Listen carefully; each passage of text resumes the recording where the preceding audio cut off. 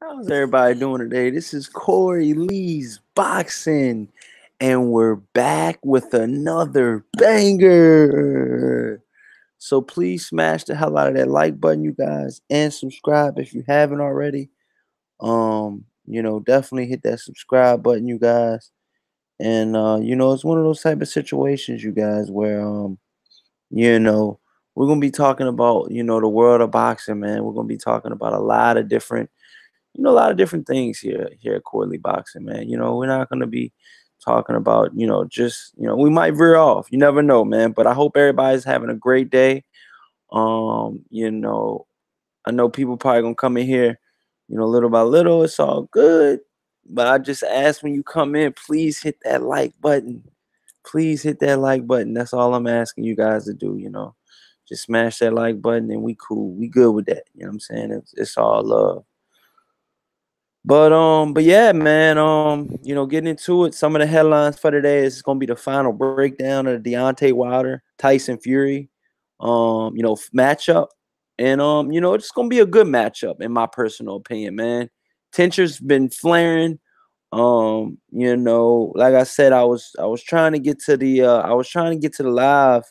Was it yesterday? I did live this morning, but I didn't. I touched a little bit on the radio Rahim situation. Um, but you know, that story just blew up. After I went to work, man, I just looking at it everywhere. Everybody talking about it, and it's just one of those type of situations, man, where in my personal opinion, I think Radio Rahim was wrong, by saying that type of shit. And being an African American, man, he should have known, man. But like it is, man. It's ignorance, man. It's ignorance at an all time high, man. And it's I ain't gonna bash the man, but at the end of the day, man, it's like, dude, what are you thinking, man? You know, you acting like you don't know what slavery is. You acting like you don't know what he's talking about, and you just looking simple, man. I don't know what the heck that dude was on. One hater already. Oh, Black Horseman, let me give you that link, dog. You know they gonna come in, dog. You know they gonna come in, dog. You know that. Come on, man. It wouldn't be right if the haters want to hear, dog. So you already know that. Let me let me get you in here, dog. Yeah, man. Like I said, man, we're gonna be talking some good boxing tonight, man. And we got a lot to talk about, man. It's a lot on tap tonight, man. I'm gonna start trying to do my Thursday night live streams from now on, man. My show that I've stapled my brand on, but sometimes life happens and you don't get a chance to get through it. Go to it or whatever, and life happens. You know what I'm saying? So, with that being said, man, I'm here live in the flesh. You already know what time it is. Lewis says, "Yeah, you the man, my brother." Thanks, man. Trying to be, man. Trying to be somebody, man. That's all I'm trying to do, man. For real. But there go Black Horseman. There go the link, my brother. Get him up in there. Get this talking this boxing, and we lit, man. We lit. The whole chat has the link. In our little live stream, John. We got just a little backdoor access. You know what I mean? You gotta be in the little clique, you know what I mean? Not a clique, but just a brotherhood. I feel like it's a brotherhood, not a clique, but yeah, man, like I said, man, it's one of those type of situations, you guys, man, where I truly feel that Radio Raheem, man, he was cooning in my personal opinion, man. He was doing some wild shit, man, by acting like he didn't know what slavery was. And Deontay Wilder has been on that, been on that. He lives in Alabama. Alabama, dog. It gets no more crazier than that when it comes to racial, like equality and all of that, man, out there, man, in Alabama, man. It's just it goes down, man. That's a southern state. That's about that's really, really southern, man. A lot of their laws, are crazy, man, and they're just now getting out of that, whole I don't know if you want to call it slavery, but they're just now getting out of that whole night like segregation, like whites, got their own restaurant, blacks got their own restaurant.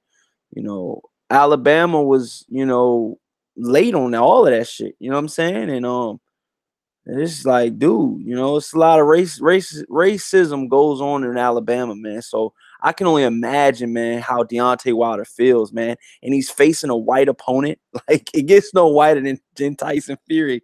I mean, I'm not saying Tyson Fury is a racist or anything, because I think he's far from it, but it's just he's a white man, you know what I'm saying? And Deontay Wilder has been, dealing with, the white man, I guess you could say, for a while now, and like I said, I'm mixed, man. So, my dad's African American, and my mom's part Irish, and and it's one of those type of situations where, man, it's crazy, man. You know what I'm saying? So I just want you guys to know, man, and I'm here for you guys, man, and I'm here to touch on these type of subjects, man, because I'm gonna be honest with you guys, man. I really truly feel, man, that Radio Rahim was acting, he was acting negligent, to the fact, he was acting like he didn't know what was going on. He was acting blind to the fact, like he didn't know, slavery exists. What? Like, what are you talking about? Like, like, it's crazy though, man. But it's one of those type of situations, man. Lewis says Deontay Wilder been through. Yeah, man. I mean, but like I want to say, man, Tyson Fury, dog, is getting knocked the fuck out, dog. Straight up. Smash the hell out of that like button on your way in, you guys. As soon as you come in, please hit that smash that like button, you guys. Come on, man. Look out for me, man. And I really truly think that Deontay Wilder is gonna knock out Tyson Fury, man. You know what I'm saying? This shit is brewing up. Deontay Wilder, I will give Tyson Fury, I will give him the check. I will give him the check mark in the mental aspect, because I know for a fact that Tyson Fury has gotten to the head of Deontay Wilder. You know what I'm saying? It's evident. You know what I'm saying? It's the way he acts, the way he talks, the way he, you know what I mean? He's smiling and grinning the whole time. He's taking his shirt off. He just doesn't give a fuck. He doesn't give a fuck. He's, Deontay Wilder's talking about, 400 years, this, that, and the third.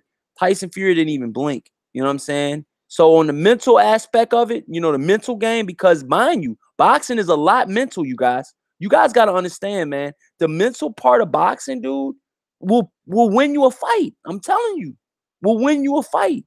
You could win a fight just from the mental part of it. Because you got the guy shook in there when you go in there, man. And I don't know what Tyson Fury said to get underneath Deontay Wilder's skin, dude, but he's up underneath there. He's chilling. He's living in there right now. For the next 48 hours, he's going to be living up in there, dog, straight up. You know what I'm saying? He's going to be living up in there, dog, straight up. So it's one of those type of situations, man, for the next 48 hours, man. Deontay Wilder's probably only going to be thinking about one person, dude, and that's Tyson Fury, man. One person for the next 24 hours, dog. You know what I'm saying? And I mean, shit, I don't blame him. There's a lot of money on the line. There's a lot, at risk. And I'm gonna be honest with you guys, man. Deontay Wilder could very easily lose this fight. You know what I'm saying? So for you guys out there that's saying that, Tyson Fury is gonna get iced, I think he's gonna get knocked out, but I think it's gonna be late. I don't think it's gonna be an early stoppage. You know what I'm saying? Black Horseman says 5 minutes, bro. Oh man, it's all good. Take your time. Thomas Moreland says, I'm watching you speak the truth. Shout out to Thomas Moreland in the building, man. You already know. Lewis says, oh hell yeah. Louis says, I think if Wilder can be like Mike Tyson, he could knock out anyone in the first 5 minutes. It says, he is just too humble and feels sorry for his opponents.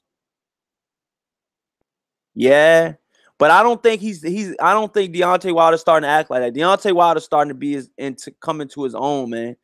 But that can work against Deontay Wilder, you guys. Deontay Wilder having all of those emotions, having all of those, feelings, and cussing and just, just acting ruthless in the press conference, man. That shows me what that shows me right there. And I don't think it was a front, you guys. You guys can sit here and say that, Tyson Fury Deontay Wilder's putting on the front. Tyson Fury is just going along with it and all that. No, I think Tyson Fury is winning the mind game on Deontay Wilder, dog. I got to call it how I see it. I can't be biased on this show. I got to call it 50-50. You know what I'm saying? Straight down the middle.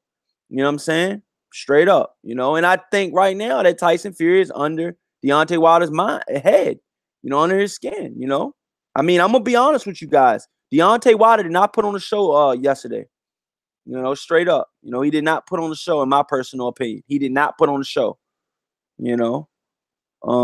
Quincy, what's up, bro? How you doing today, my brother? What's up, man? Hope everything's good, man. Smash that like button, you guys, when you come in, man. We only got a couple thumbs up. Smash that like button. It'll help with the visibility of the show, and it'll help with everything else, man. Thank you, man. Quincy says Wilder said he was going to box. What the fuck? You believe that? Hey, man. Bombs away.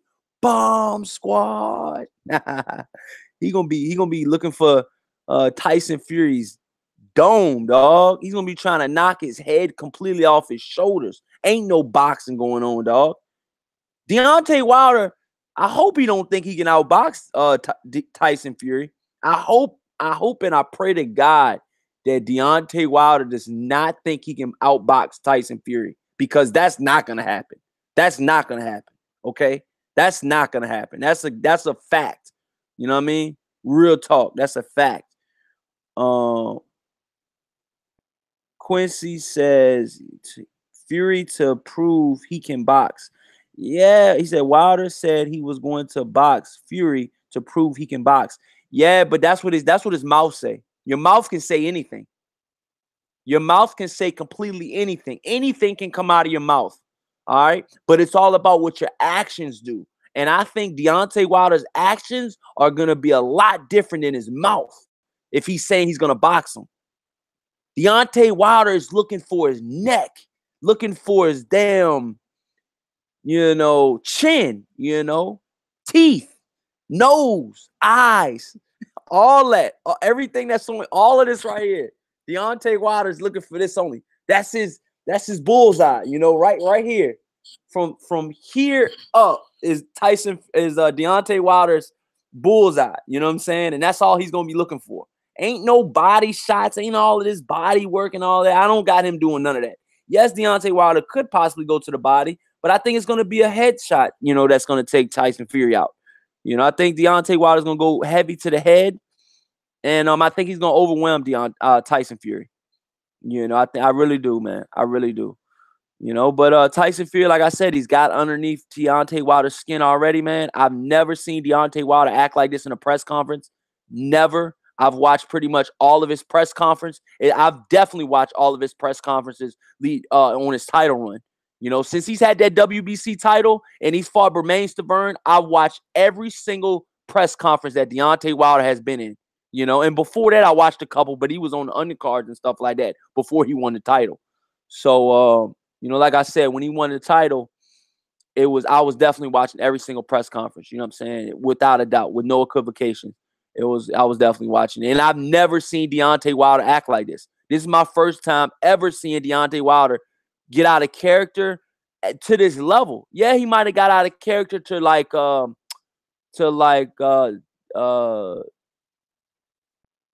damn, what's his name?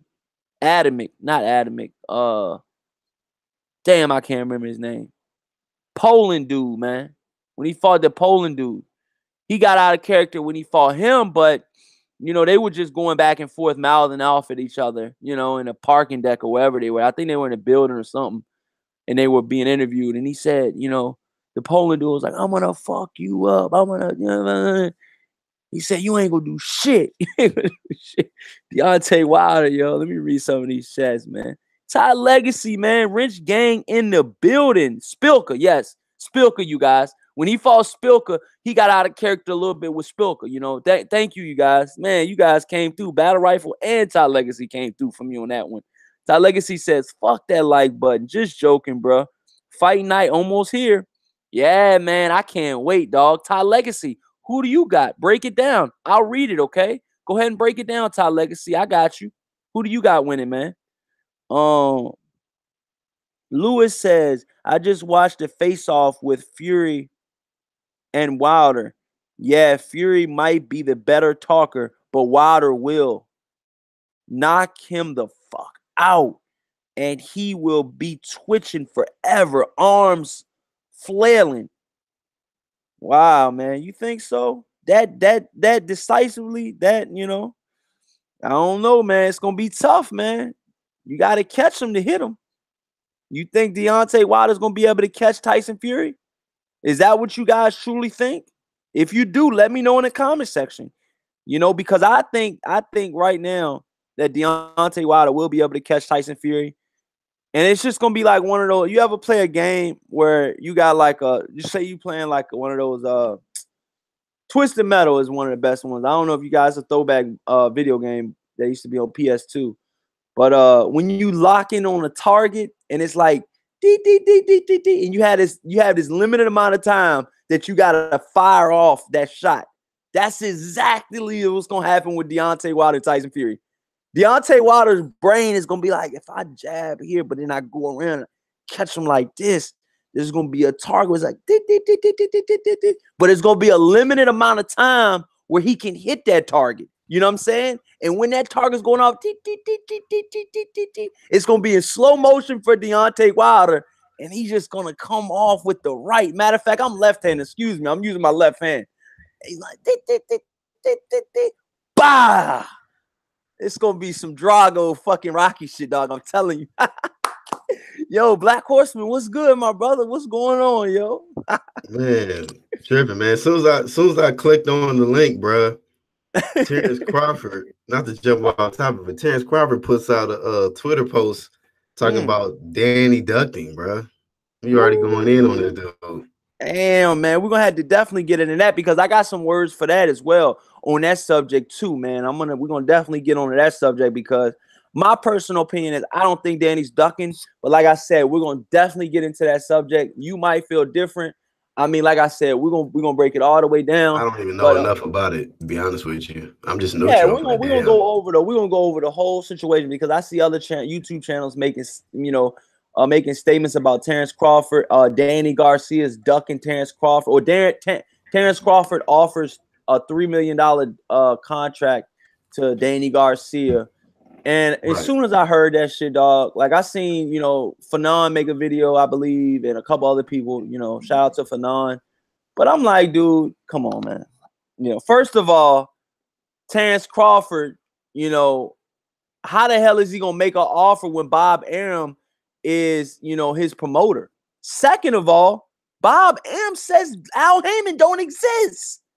The fuck out of here with that bullshit, dog. Bob Arum said out of his own mouth that Al Heyman does not exist. Not only did he say that, but Mikey Garcia, when I seen an ES News exclusive, and this was recently, so go on ES News and watch the Mikey Garcia. He asked Mikey Garcia, he says,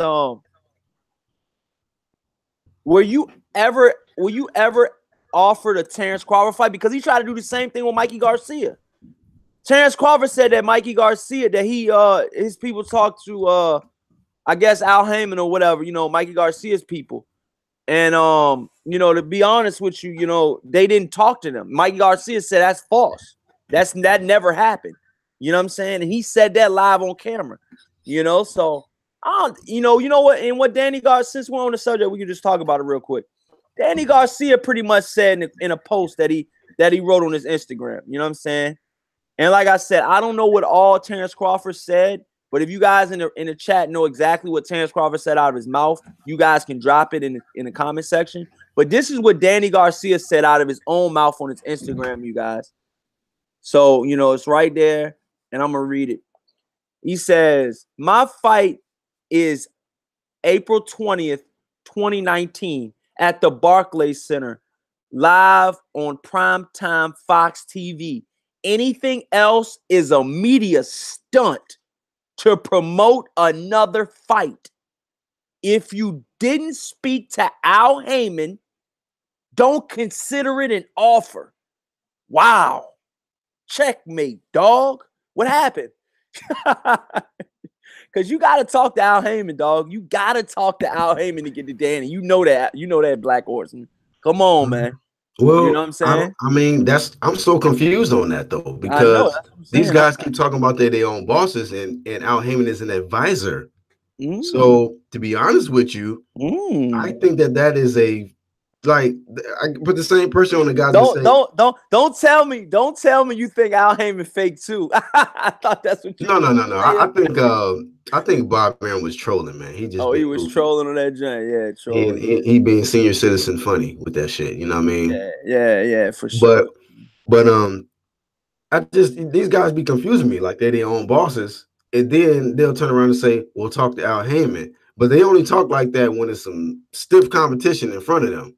Now, I like the comment that Ty Legacy said. He said Garcia just came off a hard fight. It's okay with me if you don't fight him next. If he flip flops after that, then he ducking. We will see. So it's like I'm not putting pressure on Garcia to jump right in there with Crawford coming off a loss, a tough fight with Porter. You know what I mean? So he don't have to take that fight. I don't consider that ducking. I mean, you got a guy in the WBC being called out by a guy in the WBO. Yeah, that's an option. You could go that route, but you don't have to, you know. And it's not like you're already a champion and it's a unification bout. You know what I mean? It's just you going to a whole nother side of the street in a different sanctioning body to fight for that WBO title. You know, now the only thing I look at is like, well, if he goes over there and beats Crawford, well, Al Heyman has all the straps. You know what I mean? So and that's another thing too, man. Al Heyman having all the straps. Do you feel like that? You know, it's like, you know, all of the PBC fighters are like, Terrence, come over here, bitch. Like, and then Terrence Crawford's like, I got this fucking WBO, man. I mean, it's a belt, it's a strap, but I feel like out of all the straps, the WBO is the least favorite to the hardcore fans. To the hardcore fans, you know, the casual fans is like, well, he got the strap. Who cares? The hardcores care. The hardcores know what's respected, what sanctioning body does what. And let's be honest, the WBO, I believe, is the youngest sanctioning body out of all of them. So they just got created in like 89, I believe. So come on, dismiss me with that bullshit. Yeah, I know, you know, the WBO about around my age, but you know, we rocking like that. You said me and the WBO the same age, so what the fuck are you talking about? Hey, it's all good though. But yeah, man, you know, I really truly feel that you know, I just want the best to fight the best, man. And I truly feel that you know, with Deontay Wilder and with Terrence Crawford fighting Luis Collazo, that's gonna be a PBC fighter. How do you feel about him fighting PBC fighters? Do you feel like Al Heyman should even let him fight any of his fighters? Or do you, because I mean, I think because you know what I think Al Heyman, and I'm gonna let you rip for a minute, man. Do whatever you gotta say. I'm gonna tell you this to all the fans out there, to all the fans. Unbiased Boxing Talk. What's up, bro? What's up? You know, it's all love, man. But you know, and everybody else in the chat too, man. Vinny, what's up? Hearn, shout out. You know, everybody in the chat, man. But Battle Rifle, what's up, man? How's everything going, man? And you know, like everything, like I was gonna say though, you guys, I'm gonna be honest. Al Heyman, I think he really feels like he can play this this waiting game in every fucking division, dude. Because, dude, he's got the A sides in damn near 70% of the divisions out there. Now, I'm not even talking about just welterweight, dog. That's just like that down the board. You know, until you talking about a Nui and stuff like that. Obviously, he don't have no fighters in that tournament, but you know, he's got Rasheed Warren. Rasheed Warren's ready to fight for the WBC belt in that division, dog. That's on the low, though. Yeah, I ain't even supposed to say that, but that was on the low. Yeah. You know, for the 100, I think it's the 118-pound WBC strap. Rasheed Warren is next up to fight for it, I believe. But like I said, that belt is not in that tournament too. But you know, anyway, I believe anyway has the WBA or the IBF, but the WBA regular, I think. But anyways, I'm gonna let you rip. But I just wanted to say that, you know, Al Heyman, I feel like in the divisions that he wants to play the weighting game in, like the Adonis Stevenson's, the 175-pound division,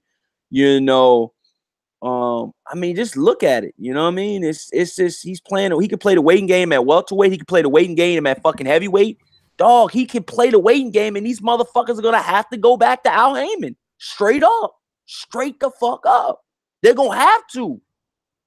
So don't bite the fucking hand that feeds you, Bob, man. Go ahead, Black Horseman. And I'm checkmated out. No, you're good, bro. You're good. I mean, I don't even know where to start with the PBC fighters, man. I'm gonna be honest with you, man. It's these guys, man. It just be so confusing because it seems like they their own bosses, and then when it comes to stiff competition, they want to bring up, contact out, Al Heyman, but I mean, I agree with what you're saying. Al Heyman could play that card. I heard, their history, Heyman and Bob Arum, whereas Bob Arum was kind of playing that game where it was playing keep away. You know what I'm saying? And a lot of people are starting to suggest that maybe Al Heyman should do that. With his fighters, play keep away from Bob Arum. But does that benefit the fans? You know what I mean? The real boxing fans. Yeah, people can say, yeah, Al Heyman, you the A side, you got 70% of the best fighters or champions or whatever the case. But a lot of people want to see how these guys match up against Bud Crawford, and maybe many other fighters that he may have on his stable. So yeah, y'all can play games and all that stuff, but we're going to miss out on some great fights. And these motherfuckers going to be having gray hair by the damn time we fucking see them get in the ring and scrap. Yeah, for real though. Seriously. Shit, you seen Luis Ortiz. Luis Ortiz was definitely probably having gray hairs before he got his first title shot against Deontay Wilder. I mean, the dude was like 50. 50. 50. They iced him without even icing him. They put him on ice. And then he got iced. He's still a dangerous 50 though. Yeah. And that's another thing. I want to break down that Kaufman fight, later on the show, because I feel like that Kaufman fight, Kaufman was talking a good game yesterday. I don't know if you heard him, man. He said, how you say, I ain't no bitch. He said, I'm coming. He said, I'm coming to bring the pain. He said, Luis Ortiz keeps talking about Deontay Wilder, but he ain't seen me yet. I'm like, okay, all right. I thought you was trash, but you talking a good game. All right. I'm gonna respect him. I ain't gonna call him a bum, but hey, man, Vinny says that he thinks Danny Garcia is food in it. And he says, in my opinion, he can't beat none of the top guys at 147. Porter exposed him, and Crawford would end his career, in my opinion. Vinny. Vinny. Step into my office, my brother. All right, pull your seat up. I got mine ready. Danny Garcia lost 2, not 1, but 2 close-ass decisions by one judge. One judge, dude. One judge decided Danny Garcia's 2 losses on his resume. Keith Thurman. It was the WBA judge that sided for Keith Thurman so he could win the fight. The WBA strap was held by who at the time? Keith Thurman. Come on, man. You know these organizations run this fucking boxing, dog. Us fans don't run it. Yes, we fucking pay the tickets to watch it. But, if the decision gets close, I mean, obviously, Danny Garcia made it, close fights in both, and he could have made it a little bit better. I agree on that, though, Black Horseman. He could have made it a lot closer, a lot better, by ducking some more shots and being a little bit more, elusive. He definitely was getting caught flush by both fighters. But I feel like, neither Sean Porter or Keith Thurman took the belt from Danny. Do you agree, Black Horseman? Maybe I watched Vinny, maybe you watched another fight. Maybe I ain't watched the same fight. Neither of them took the belt from him? Yeah, like, Danny Garcia was the champion at the time, for the Keith Thurman fight. I feel like Keith Thurman didn't take the belt from him. Like, you know what I mean? Like, how you a champion and, if it's a close decision, you're like, all right, well. I know, but I'm just saying, like, for you to have a deciding judge, decide a winner in that Danny Garcia. You felt it was close enough to be a draw. I think both fights could have been a draw. And I'm not just saying that because Danny Garcia is one of my favorite fighters. I just said that he could have did better, but for you to say that, he got outclassed and outworked, I think I think you're stretching a little bit on that one, Vinny. Hey, Vinny, I think you're stretching it out a little bit. And for you saying he's going to be food at 147, he's got the best fucking resume at 147. So what's happening? Not at 147. He got the best resume. He got the best resume at 147. How? Because he fought Sean Porter and Keith Thurman. But he lost. I know, but he's got the best resume. I'm talking about resume. You know what I'm saying? His resume is legit. Vinny's talking about he's dog food for 147. He's fought half of the top guys. Only guys are left is Earl Spence and Terrence Crawford. Terrence Crawford's small, dog. And Danny Garcia beats Terrence Crawford in the amateurs already. Obviously, that's just amateurs, but these are facts. These are facts now. I think they share a W apiece. Crawford won one and Danny won one. Yeah, Crawford won one, and Danny won one. But Danny definitely got that win over Terrence Crawford, and I just think, and that's another thing too. I wanted to say, I think Danny Garcia and Terrence Crawford are around the same size. I think they're both small for the division. I don't think Danny that small though. But and that's why I'm moving. I'm sorry for switching subjects so much, you guys. Bear with me. My mind scatters like that sometimes. Yeah, because I still want to talk about that Wilder shit, but go ahead, bro. Oh, my bad. I done went all the way around the world, man. I'm just saying. I'm gonna start talking about Thulani in a minute. Oh shit. The IBO champion of the world. Shout out to Thulani, man. He's a friend of the show. He's a former guest of the show, man. Shout out to the IBO champion of the world, and shout out to Jared Hurd as well as a friend of the show. I hope he wins, man. And hopefully, me and Black Horseman get to finally see that DMV boy versus that Texas boy. Let's go. Yeah, hopefully that nigga don't be strapped. I know, man, but that shit. Strip. We're gonna talk about that again too, man. Damn, I keep that shit 100, bro. Might get stripped, might not be no fucking Charlo. Oh man, I hate dude. Shit, man. That shit wild. He fucking it up for everybody. Ducking tests and shit. That shit wild, man. Shout out to everybody in the chat, man. Ty Legacy says they facts, but he lost. So they dehydrated facts, Corey. Laughed my ass off. Oh, hey, you know what I want to say real quick? Oh, go ahead, Corey. I'm gonna make a comment. Oh, Vinny says the blueprint out on Danny Garcia. Hey man, this dude Vinny is at Danny's neck though. Let him breathe. Let him breathe a little bit. But I mean, you don't gotta let him breathe. Just go at him, I guess. That's what you want to do. But go ahead, Black Horse. They said Vinny. Oh, look at it. Then look. Then biased boxing talk is at my neck too. He's got Vinny. This guy Vinny's back. He's lost them fights, Corey. Oh, Corey, did he lose them biased? No. I thought he won. I'm gonna be honest with you, man. I thought he lost clearly to Keith, and I think in Sean Porter fight, I felt it felt more like a draw to me. That joint was super ugly. It felt like a draw in the Sean Porter fight, but I was not mad with the decision because I understood. I felt like it could have went either way. Yo, Ty Legacy says it's true though, Corey, but I fucks with Garcia. Yo, Ty Legacy, you've been on the low kind of pushing Danny away, but you used to be riding for Danny, though. Like, how little we forget, Ty Legacy. Yeah. When I first started my show in February of this year, I wouldn't say last year, but of this year, when I first started my show in February, you were fucking lit over Danny Garcia. You were one of Danny Garcia's biggest fans, dog. Now you saying, come on, man. Come on, Ty. Don't make me pull that card, dog. Because I slipped that joint right about you. You know what I mean? Oh, shit. You gonna put cards out. Yeah, nah, hey, man. Y'all smash the like button, bro. Yeah. Smash the like button. Oh, Ty Legacy says, I ride with the truth over Garcia, brother. Oh, Ah, good one, Ty Ty. Legacy be having them comebacks, though. Good one, Okay, bro. okay, all right, okay. And he don't mean arrow. Oh. Niggas be trying to Y'all flip it like, lit well, the today, truth man. stops over here. But I know, man. But yeah, go ahead and say what you want to say, though, bro. damn, what was I going? Shit, I mean, we've been kind of everywhere. I was gonna make a comment about something. Shit, we was talking about Spence Garcia.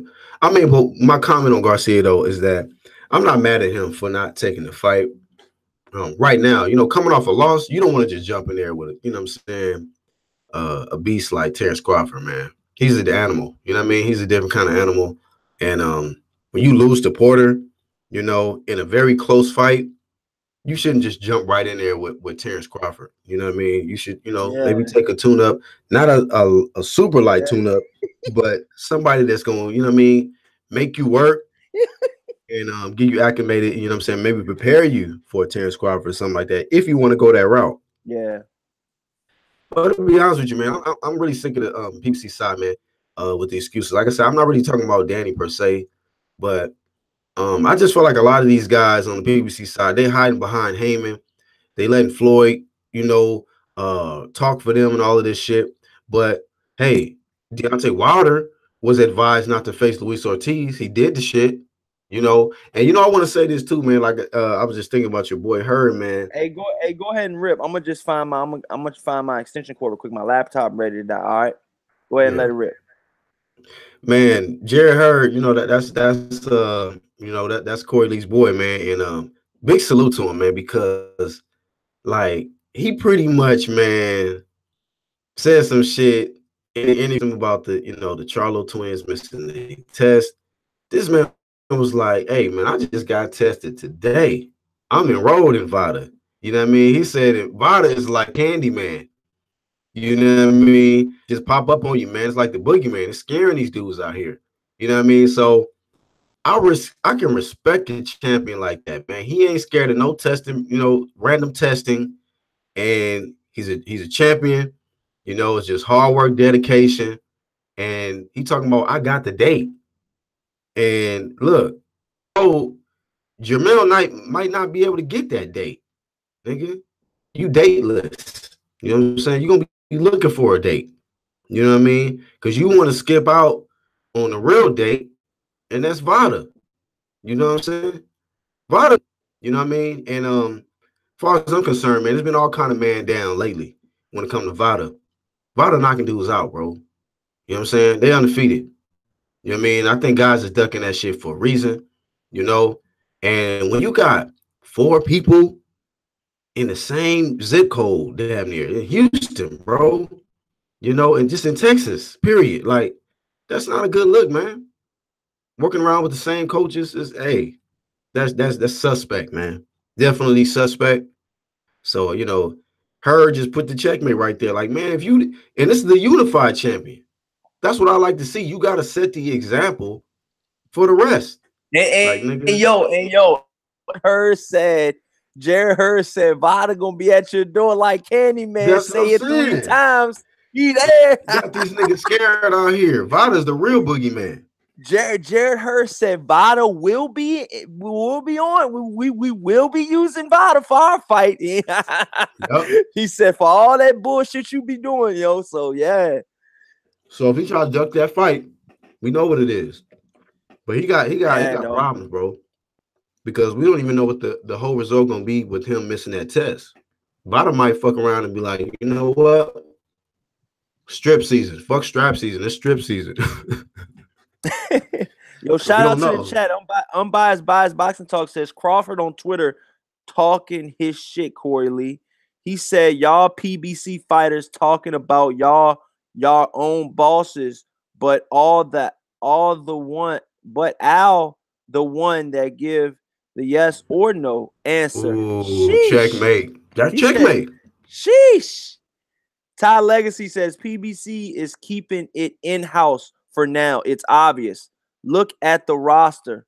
He says, I like them fighter, but but it us. He What left it out an is. S. He's probably trying to say I like them My fighters, but it bad, is yo. what I it be is. trying to read these guys, but if they got a letter or two off, it kind of throws me off. So Right. I'm just saying, though, dog. I went to graduate high school, went a little bit of college, so I'm definitely educated, man. But I'm just trying to get through it. Wingy says Danny Garcia will not win another title at welterweight. He will have to move to another weight class, but could have a chance with a rematch against Porter. He'll get a rematch with Keith Thurman and Sean Porter, I think. When it's all said Oh, and done, he'll get a rematch with both because of what he brings to the table. Gareth Hancock says, where can he get some Corey Lee boxing hat, man? Yo, I'm gonna have to get you one, man. DM me on the Instagram, Oh, man. shit. Yeah, DM me on the Instagram at Corey Lee Boxing on Instagram. And I definitely set you up to get one, man. You know what I'm saying? For sure, man. Like I said, I was supposed to have a clothing line out in October, man, but some things got derailed. Some big things happened in my life. That's all I'm gonna say. But yeah, man, for sure, man. We're gonna get the apparel on, man. I still want to give away some apparel too. And like I said, man, we got it all in motion, man. I'm just gonna lay this groundwork down now, man. So I could do it in the future, man. But I definitely got to get this apparel out for you guys. I'm putting in more work every day. I will be going live because I'm off tomorrow, so I will be going live again tomorrow in the morning or something. And Black Horseman, if you free in the morning or something, maybe we can get up and do a live stream in the morning or something, man. You know what I'm saying? Because I got some errands and stuff to run in the morning. But before I head out for a little while, maybe we can do a morning joint. Cause you was there this morning, dog. Was it this morning or yesterday? I can't remember, dog. I be getting up early as a bitch. I can't remember what day I be doing them Yeah, live I joints. just woke up and shit. Yep. Yep, Because I yep. get really. So yeah, So, man, maybe we can get up, man. But yeah, reading these chats, man. How do you feel about everything? Oh, Ty Legacy says Corey was never riding with Garcia. Super heavy. Laugh out loud. He says Corey, I was never riding with Garcia super heavy. Laugh out loud. I just defended the cherry picking accusations. Stop lying before I send Vada to your house with the lie detector. Yo, these don't do dudes, that shit. hey, yo, Black Horseman, these dudes have my neck. Yo, They trying to send Candyman to your door and shit, bro. Damn, dog, this shit wild, man. Y'all Todd doing me Legacy like this, lit man. tonight. Oh, Todd Vinny says why barbershop conversations so biased with PBC fighters. I mean, Why didn't get him interviews or something, bro? man, I'm gonna be honest, man. Barbershop conversations has a little rift between Crawford. He said, him and Crawford have a little rift together. They don't. I don't know if Terrence. I don't know the whole situation, so I'm not even gonna really speak on it because Fred's one of my brothers. Shout out to Fred from Barbershop Conversations. We definitely linked up and kicked it when he was in the DMV area. I wish I could have showed him around a little bit more, but it was kind of it was. I think what was it, Black Horseman? I chilled with him 3 days in a row at the fights and stuff. But I mean, it was dope. It was dope. It was dope. We definitely caught up. I caught up with actual facts too. And I'm pissed off I ain't go to the act. Now that brings me to when I didn't go to the fights. Damn, I should have went to them fights, dog. The Danny Jacobs fights, Black Horseman. Damn. Yeah. But yeah, man, like I said, man, we definitely met up. I think what it is, low key, he has a good relationship with Sam Watson. Yup. You know what I mean? So Sam Watson has a relationship with and Sam Watson can keep barbershop conversations in on a lot of shit. Come on now. Gotta use your Sam Watson is his plug, I think. Yes, his plug. There you go. Yep, you put it right on the nail. Yep. Hearn says, Vinny, it's because PBC gives barbershop media credentials. Truth is truth, bro. Hey, that could be crucial too. Hearn, yeah, that could be definitely crucial, man. But I can't knock that because barbershop conversations might be the reason why I get some credentials one day. You never know, man. So I can't knock it. You don't knock it until you try it. You can't knock a dude for getting credentials, dog. Don't you want him to give you guys that coverage? Because he's been on fire lately. That dude's been on fire. I'm feeling his recent shit. What about you, Black Horse? Here you've been putting out some heat. I mean, yeah, man. Eventually, man, you gotta ride the truth wave, the real truth wave. You know what There I'm you saying? go. And Not that's the nigga another thing. making. And that's another thing, Black Horseman. A lot of people think that barbershop conversation switched up. You know, when he was talking to her and shit, and he was saying shit about about them Texas fighters. Mind you, he was just in fucking Earl Spence's extended truck, his limo or whatever, on his way to the fights. Barbershop conversations was just in his was in the limo for the fights. On what fights? It was the Barclays fights. I think, yeah, it was a Sean Porter versus Danny Garcia fight. Barbershop conversations that whole weekend or whatever, or Friday and Saturday. Barbershop conversations, Sam Watson was riding around with Earl Spence, and he got a lot of footage on that. And to see him get, now I wouldn't say get close to Earl Spence, but ask Spence personal questions, and then right behind that, ask Jared Hurd questions about PED use on Earl Spence and stuff like that, and what's going on with Texas fighters and stuff like that. And for him to put the caption out there, Texas fighters PED use, question mark, like, dog, that shows you right there that he's not biased. No biased channel I know gonna do no shit like that. Cause I know that shit gonna get back to Earl Spence and the Charlos. Come on now. And I'm not just defending Fred. It's the truth. It's the truth. Look, me and Black Horseman can tell you better than we can show you better than we can tell you. Let's be honest, man. Because look, if barbershop conversations felt any type of way, he wouldn't have put that shit out there. Because say what you want to say, Black Horseman, but if that interview gets up to proportions of, it's already one of his highest viewed. I know the other day when I think he made it 2 days ago, that PED use in Texas boys, that was his highest viewed video he did that day. So I know it was already at like 2,000. Every other video was like at 200. So I knew that joint was going to do levels. I knew that joint was going to, catch fans' attention. But it's the truth, They missed out on their VADA drug testing, and we want to know what's up. You know what I'm saying? And if barbershop conversations would have never did no shit like that, if he was biased to one of these guys, you know what I'm saying? Maybe they're all PBC fighters, but at the end of the day, they're all their own individual fighter. You see what I'm saying? And I think if you say he's a PBC fighter, he's just this and that and all that, he covers PBC fighters, maybe, it's more, he can get credentials, a lot easier with PBC fighters. Because I've seen personally, and shout out to 78 Sports.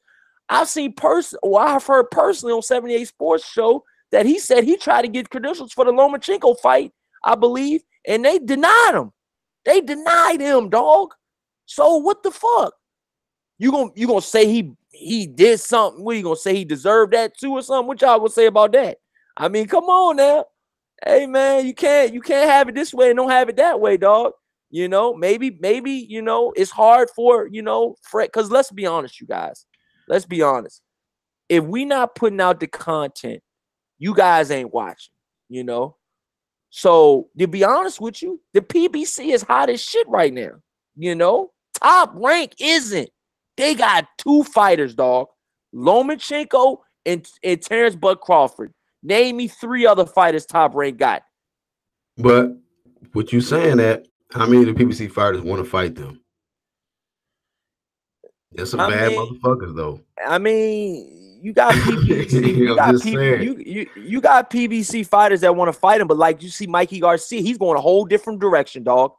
He's skipping his own division. Yeah, he's skipping Lomo and going for Earl Spence, which a lot of people think is harder. Being that it's the weight advantage and it's the skill. I'm not gonna say the skill advantage because I think Mikey Garcia is a better pure boxer than Earl Spence, and you Earl Spence fans can come in my neck. I know, you guys gonna pop out, from the attic, but it's all good. But go ahead and let it rip, Black Horseman. I ain't let it rip enough, man. Go ahead, man. Let the fans know how you feel about the situations, out here right now. I feel what you're saying about, the PBC being the hottest. They definitely are. They got more champs, so that's a fact. That's definitely a fact. And you said, Top Rank got 2. That could be very well true, man. You know what I'm saying? But them some bad motherfuckers though. Lomo and Terrence Crawford. And how many people on the PBC side is coming after them? You know, you got guys jumping divisions to avoid them. You got guys talking about you on the wrong side of the street. You got guys talking about, well, we'll get a belt first. Then when they get a belt, then they want to talk about, well, I gotta take care of this shit first. So, to me, in my honest opinion, you got you the hottest side, but in my personal opinion, if you really was confident that you can go ahead and handle that smoke, you would do it. You would But do it. because you're not that confident that you can handle that shit, you're not willing to risk going over there on the other side and facing the Bud Crawford or Lomachenko right away. You know, that's how I see it. It ain't about me being biased to one side or the other side. I'm just looking at it for what it is, you know. And but I mean, to comment on what you were saying, like, yeah, I mean, I think that was a great thing. The video that he did, let's put it like this, man. Truth is truth is the hottest shit. You know what I'm saying? People could say, "Oh yeah, this channel was hot," or this interview was hot. When you deal with that real shit and you go in on that truth shit, that shit is gonna be hot. That's why you know, Barbershop Conversation, that video probably did so great because he went in there and he was focused on getting the truth, and he put that in and he asked the real questions, despite what relationship he might have with a different fighter, like a Errol Spence or the Charlo brothers or Sam Watson, whatever the case. You know, it's like fans want to know the real shit, real fans, you know. And when you got that deep burning question, like, damn, what the fuck is up with that? And you ask somebody on the other tracks, and it's a good thing that he did that because we found out from her, like, shit, man, I got tested earlier today. They just left my shit, you know. And I'm gonna let y'all know, hey, shit, I'm gonna be if we fight, we gonna be using Vada. So he let us know ahead of time. It ain't no way around it. Vada's gonna be involved if there's gonna be a unification fight between Jermell Charlo and Jared Hearn. You know what I'm saying? And you know, I get it. Certain guys that these reporters and you know these media channels like, but that ain't gonna really, you know what I'm saying? In the end, it's gonna make you look like a fanboy, and it's gonna make you look dumb in the end if you're not just gonna stick to the real shit. Ask the real questions, you know. And somebody like Barbershop Conversations, he's in a more of a better position than a lot of us because he got his boots on the ground, he got the plug, and he's able to get to these guys, man. You seeing this guy, you hearing, even if it's somebody else's video, you hearing his voice. And I ain't gonna lie, yo. I'm gonna tell you guys some true shit right now, some exclusive shit. When I met up with, you know, Fred from Barbershop Conversation, man, he motivated me. He, you know, in them 3 days that we talked, man, you know, every day, man, he taught me a lot. He taught me his work ethic. He taught me that I had good work ethic. He said that I had everything that it took to make it in, you know, in this business. He said I just gotta be consistent. Lately, I have not been consistent. You know, even Black Horseman can tell you that. But you know, it just comes with work and stuff like that. You know, Fred from Barbershop Conversations, he has his own real estate company, so he doesn't work like a 9 to 5 per se. But you know, like I said, he makes time. It's no excuses. He gets it in, and hey, man, more power to him, man. I just got to keep on this grind, dog. Me and Black Horseman, you know, we got to keep going, man. We got to keep pumping these videos out, keep giving you guys this heat, man, and eventually our time will come. I believe it will. You know, shit. Why? Shit. You know, I mean, I believe it will. I think we got me and Black Horseman got a good fan base right now. You know, I'm grateful for the fans I got now. You know, maybe I don't have the 300-400 people watching my videos like some of these other channels, but some of these other channels also ain't saying what the fuck I'm saying. You know what I'm saying? You know, because eventually people change, man. They just want that real shit. We give it to you raw and uncut. You know, that real. You know what I mean? Ain't no bias, dog. You know, and if we have all bias to certain people, we'll let you know who we like. We might make a bad prediction like my damn self. You know what I mean? And I can admit to shit. Hold on, what's your bad prediction, dog? I pick fucking Bellew to beat Usyk, nigga. So you know. Yo, come on. Like, there's somebody in the chat too. Yo, Kiko says, Corey, is that Vada approved? Yo. You talking about my protein I had opened the box? Oh, shit. Yeah, nigga. Devada clear that. They about to knock on your door. Yo, Candyman. y'all wilding with the Vada though. Y'all off the chain right now. Life is golden. What's up, bro? Peace out, Ty. Appreciate you joining us, Oh, homie. thank you, Ty, man. Thank Your you so rest, much, bro. bro. I really appreciate that, Ty, man. For real, man. I really, really appreciate that. Working the AM. I'm off tomorrow. Dab, dab, dab, dab. Shit on this Yeah, nigga it now. feels good, man. Hey, since you off, you know what's crazy, bro? This motherfucker Jeff Horn is fighting at 6 in the morning, dog. When this morning? Tomorrow morning. What? Oh, what? Oh, Friday morning? Yeah. Cause What? he out there, you know what I'm saying, and what was it? Where he from? Australia and shit. So his time zone is so fucked He up. fighting. He fighting Muldoon, ain't it? Muldoon. It's gonna be on the Monday. ESPN Plus app. Man, if I'm up, man, which I don't know, man. You know my schedule be crazy in the house, I get man. up early, so I'm gonna probably just, log on and just watch the shit, man. He It's said, at you know, I'm gonna 6 in just the log on and I'm gonna just watch the joint. You know what the Inoue fight when the Inoue fight was at 6 in the morning, I was up. But right when I was ready to go live, it was like in the first round, dude. He starched the dude right when I was thinking about going live. You thinking about it, you at like 6 in the morning, like, man, who gonna be up? You know what I'm saying? Who gonna be up? Like now I do my live streams at like 6:30 in the morning.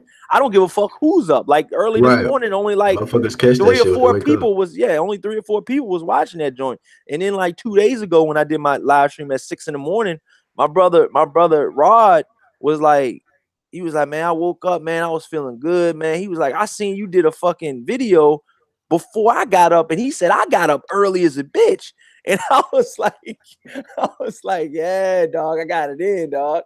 He was like, that's crazy, yo. He was like, but that's what's up, though. But like I said, I don't care who be up.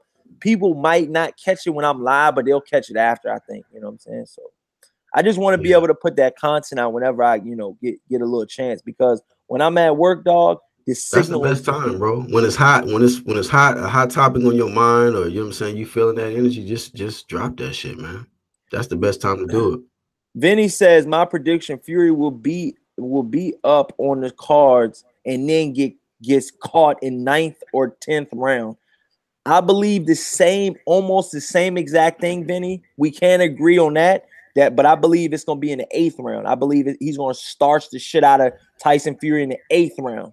All right. And I don't think Deontay Wilder is one of these guys that's going to carry a fighter if he thinks he's going to get if Deontay Wilder thinks he can get Tyson Fury out in the first round, he ain't fucking stretching this fight out to no 10th or 9th or 10th round. He going to ice the shit out of this dude in the first round. He ain't letting him get off the leash. How the dude said, we let him off the hook. We let him off the hook, and we knew it. Ain't gonna be none of that. Oh, Earn with her. Let me just read these comments and then you can let it rip. Wingy says you got a lot of people got big money on Wilder knocking out Fury in the first round. Even in my country, first round bets are big. Could be a lot of money lost in this fight. In the first round? You think in the first round is that much big money in the first round? Nigga, I dreamt Wilder knocked Fury out in the first round with one punch. It was punch thrown. And come on, yo. Nah, yo, come on. That was my dream. I'm saying so. Come on, yo. Cut it out, yo. Now you trolling. Cut it out. You trolling, yo. Cut it out. My dream is trolling me, dog. I'm telling you. Yo, we gotta bother you, man. You trolling at an all-time level. The first punch of the first round. That's some crazy shit. Round, dog. I was like, say it ain't so. Kiko says, what happened to your other host? Man, me and Black Horseman go through hosts like water, nigga. Man, what host he talking about? We go through hosts, dog. Like I switched my shoes, dog. You know what I'm saying? I mean, I got a lot of pair. You know what I'm saying? So, hey, man, if it's a host that ain't on here right now, 9 times out of 10, he's still, probably he's probably still cool with me. But he's just not on right now. That's probably the host. He hosted somewhere else, probably. Yeah, he probably hosting somewhere else, man. There's only like a handful of guys that I completely cut off from that have been on my show before. So to answer your question, man, yeah, man, there's only like Literally in one hand, I can count how many guys that I don't fuck with no more through this. I met them through YouTube and I finished them through YouTube. You know what I'm saying? See ya. Yeah. So it's one of those type of situations, man. Hearn says, Corey Lee, can you name a funnier dude at a boxing presser than Fury? That dude cracks me up. Pure entertainment. And that's what I want to get to too. I'm glad you made those points. Yeah, I'm really so glad. Hearn, I know you be trolling sometimes, but you made a good point right now, brother. Give yourself a pat on the back. You're getting one step closer to that wrench. We already got one troll in the wrench gang, and that's Weed Degree. You know, so he's king of trolls, and he got the wrench from Corey Lee. Yeah. So that nigga been locked up so many damn times. You know what I'm saying? He's out with a wrench. You know, he got his get out of jail free card forever. You know, Infinity. So he's good, you know, but that can get taken back from you though. So, you know, you might want to watch. We have done that before too. And I'm not, but you know what the craziest thing is? That's one of the craziest things that's happened on the show. And and it's crazy. And I know Black Horseman remembers this, is that a guy was so cocky on my show that he's a moderator. I'm not gonna name no names. He's a moderator. He was a moderator. He was in blue. He smacked the shit out of a dude for defending me, you know. And all he was saying is, you know, I believe what Corey Lee is saying. He smacked the shit out of him in the chat for that and said he would smack the shit out of him in real life. And then he wound up getting his wrench taken, and then he got clapped by the fans in the chat. Classic shit, bro. I said, I was dying laughing, yo. Like I was mad. I was mad as shit. Then I was like, yo, what? Yo, Black Horse, do you realize what just happened, dog? Like humor changes everything, man. That shit was so funny, bro. That shit was epic, yo. He went from being hot to just laughing, bro. Yo, this dude went from being the hottest moderator in the whole fucking chat to fucking not even being in the chat no more and losing his wrench and getting clapped, dog. Clapped. Yeah, yo, Life is Golden says, damn, it's rough in these YouTube streets. Yo, I'm telling you, dog, it get ugly. But he brought that to himself. You know what I'm saying? His mouth got real greasy, real quick. You know what I'm saying? And told the dude that he smacked up. He said, yeah, if I see you, I'm gonna beat the shit out you too. I said, yo, all the dude said was, you know, Corey, I think Corey's right on this one. Like I believe Corey on this shit. I don't believe you. And this dude smacked the shit out of the dude for saying that, yo. And so not only did I take the wrench from him, I later on gave that dude that got smacked a wrench later, and he comes in almost every live stream now. Since then, and that happened months ago. So, you know, you got to pick your friends wisely. You got to pick your moderators wisely. That's why I don't give out wrenches that often. But when I do, you're locked in, you know, so definitely be on the lookout for the lock in. And, you know, Hearn says all things are possible with Corey Lee boxing. Real shit. This man and gave dude so many chances, bro. Yo, I done let dudes. I done smacked this shit out of about 20 dudes, right? And I had all 20 trolls in Block Station. They was in Block Station, not the police station, but Block Station. Mm-hmm. All right. Troll patrol. Mm-hmm. One day I just said, you know what? I'm gonna let all the dudes out, man. He told me one time before he kicked off the lie, he said, yo, Black, just let you know, I'm letting everybody out. I'm like, what, nigga? You serious? And all the niggas flooded the live stream. Like, God damn. Crazy. A couple of, like I say, about 50% of them dudes got smacked again, man. Immediately.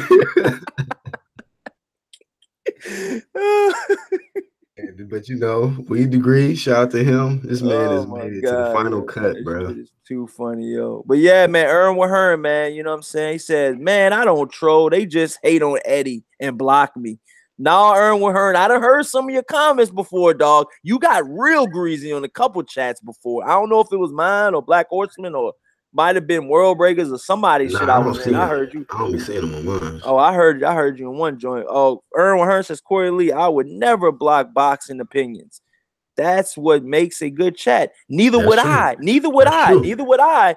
But the reason why I block him is a very Black Horseman to tell you 10 times over. There's a good reason if Corey Lee blocks him. Trust me on that one. It's not because they're giving me a boxing opinion. It's because in they're voicing their opinion and they're being derogatory. And not only are they voicing their opinion, they're getting off of boxing. You know, they're talking about fuck you, Corey Lee, you this, you that, you this, you that. And these are dudes that if they see me at the fight, they would never say that shit to me, dog. So guess what? I don't want your bad energy, you know. I don't want none of your bad vibes, you know. And you pretty much showed me what type of person you are. So me moving along with you as a friend of my show is null and void. And you just got ice, pussy. Get the fuck out. Yeah, man. And that's just what happens. You know what I'm saying? I mean, I'm just being real with you guys. Kiko says, Corey, I would like Usyk. He said, I would like to. Probably meant to say like to see Usyk. Yeah, yo, the way these joints be worded, yo, I'll be like, you missed the word, buddy. But yeah. But it's all good. You probably was typing so fast you had to get the joint out. But I do the same shit. Oh, Christian Kid Gas says, I would like to see Wilder versus Povetkin. If Joshua keeps ducking, would be good for Wilder to sleep one of Joshua's opponents. That'll be great. That'll be good. But I mean, you know, we all want to see him though. I wouldn't mind seeing Povetkin versus Wilder, but that's a cheater. You know what I'm saying? And Kiko says, Corey, I would like to see Usyk fight Wilder next, if not Joshua. But you know, Usyk is with DAZN and he just signed a deal with DAZN, so that Deontay Wilder fight is never going to happen now versus Usyk. You know, and for the guys out there that's saying, you know, who is Usyk? Well, to put this in perspective, I know you guys, we've been keeping the same amount of people in the chat so far. And I know you probably like, oh, Corey knows pretty good, a little bit about boxing. Even you're not giving me full credit. I know a lot about boxing. You know, just whatever you feel. You might know more than me. It's all good. I got Usyk over Wilder, dog. Twice on Sundays. Try me. And I'm dead serious. I couldn't disagree with Corey Lee more. Just letting you know. That nigga pulled that shit on me. I'm using the same shit. I couldn't disagree with you more, bro. But hey, I respect him for standing behind this guy, man. You know what I'm saying? So it's twice on Sundays though. When you ask me about Usyk and Wilder, you know what I'm saying? So you know that's what it is, man. He says, Hearn says, I didn't hit the like and subscribe button. Man, you supposed to be subscribed to my channel, man. What the fuck? Really? That's what I'm saying, yo. He said, Corey Lee, if you wrench me up, you won't regret it. Hey, barely a citizen. You just became a citizen, dog. You wanna wrench on the first day of his citizenship? God damn. Come on, man. Go holler at Donald Trump, man. Go get your. You better, yeah. I'm just fucking with you. I know a lot of you guys take that Donald Trump shit to heart, man. You know what I'm saying? You're like, man, he a racist, he this and that. Hey, man, here at my show, man, we ain't gonna talk politics, but we gonna get some laughs in, dog. If you gonna be serious, you gonna be a butthole, man. Do that shit at your own time. Kitchen Kidcraft says, Kitchen Kidcraft says it's top 5 pound for pound. Kitchen Kidcraft says Usyk number 1, Usyk number 2. Nah, I'm just joking, man. Nah, that ain't what you wrote, man. That ain't what you wrote. He said Kissing Kidcraft says Bud Crawford number 1, Usyk number 2, Canelo Alvarez number 3, Lomachenko number 4, and Mikey Garcia number 5. I feel like he's missing somebody in that top 5. Who is he missing? I feel like he's missing somebody good too. Somebody in the top 5 that's good. I mean, a lot of people. I know one dude you missing off top is Inui, from Japan. He's already cleaned up 3 divisions in 3 years. A lot of people don't even know who he is, man. That's true. They will after this. After this though, man. Wingy says what people are looking at is Fury is going to come in clowning around in the first round like he did in his last 2 fights, and Wilder is going to knock him clean out. Damn. Kissing Cricket says Heard ? Kiko says Spence. So let me get to this, you guys, while we on this topic. Sir. Get out of here with that shit, bro. Kissing Hell nah. Pass says Usyk needs to take on some top 15 heavyweights. I think he needs to take on a top 10. He said before taking on any top 10 dudes. I think Usyk is already dude. If you know anything about boxing, dog, he beats probably I'm gonna say he beats all of the top 10. But even if you don't know, even if you are not that big on Usyk and you just watch his last two fights, just from his last two fights alone, you should know that he will be able to beat the top 10 or at least 5 of the top 10 in at least 5. You know, give him 4 or 5, dog, in the top 10. You know what I'm saying? I mean, come on, man. You know what I'm saying? I mean, come on, man. You know, and don't make me go to BoxRec, dog, because I'll pull up the top 10, dog, and it's gonna be some names on there that you're gonna be like, what? He's in the top 10? Yeah, he's in the top 10. Usyk ices him. He's in the top 10 dudes. Anything else in a heavyweight fight doesn't do anything for Wilder or Joshua. Usyk has got to clear the doubt. But that's doubt with fans like you. Fans like me don't doubt Usyk one bit. And riding with him full throttle twice on Sundays, 1,000 miles per hour. Yeah, that's how we doing, dog. So me and you see it we don't see eye to eye on that, okay? We don't even see, we're not even nowhere near close to eye to eye. You know what I'm saying? We're so far apart right now, Kissing Gridcast, and that's fine. That is completely fine. Because when you come to a boxing show, you want your opinion to be challenged. That's what makes a good boxing show.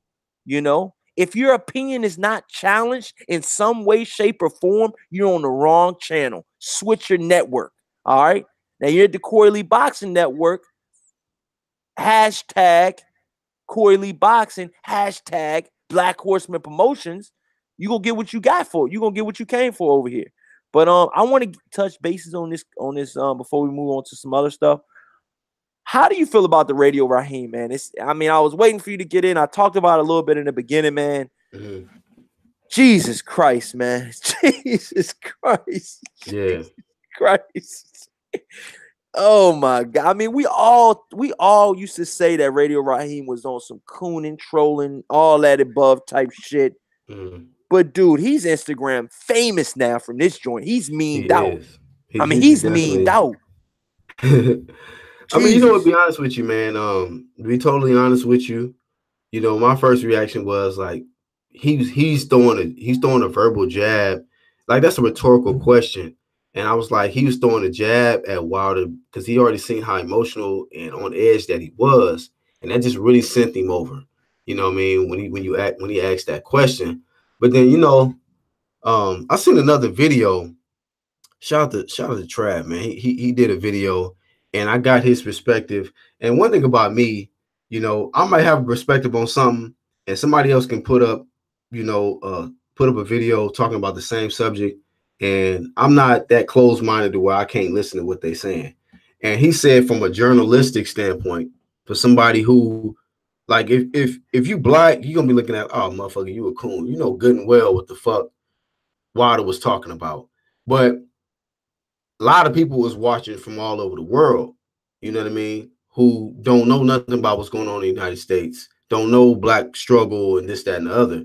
So he gave Deontay Wilder an opportunity to explain what he was talking about, but it was just bad fucking timing because Wilder was already on edge. He was heated. You know, he's getting ready to fight the Gypsy King, which is, you know, is a white guy from the UK.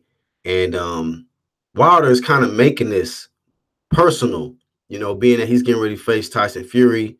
And he's like, it's America versus UK, a black guy with his struggle versus a white guy who coming down here super comfortable. He out here thinking this is his turf. He's trying to use his own story to gain fans and, you know what I mean, gain the hearts and the minds of the people out here in America.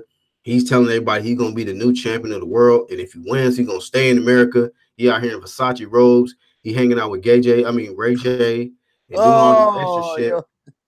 So it's like this dude, Tyson Fury, he has a gift, man. This dude has a gift to really get people to like him. Yeah. And you got to keep it 100. Like, yeah, he does. This dude knows he knows what to say. His story is very interesting, man. Like, this dude has battled depression. He's been on drugs. He's been stripped. You know, and that's another thing too, man. I think Deontay Wilder's fed up of that story, man. He's upset, man. He's upset. Fed up. He's fed up of that story. We got to keep it 100. We're gonna keep it 100 over here. Yeah. Wilder's really upset that you got another dude from another country, and y'all showing him more love. And y'all showing him more love. Way getting more all love than y'all showing Wilder, and that's just his story is intriguing. And I ain't even gonna cut you off. And just to say this real quick, I just want to say this real quick. Tyson Fury is bringing fans with him.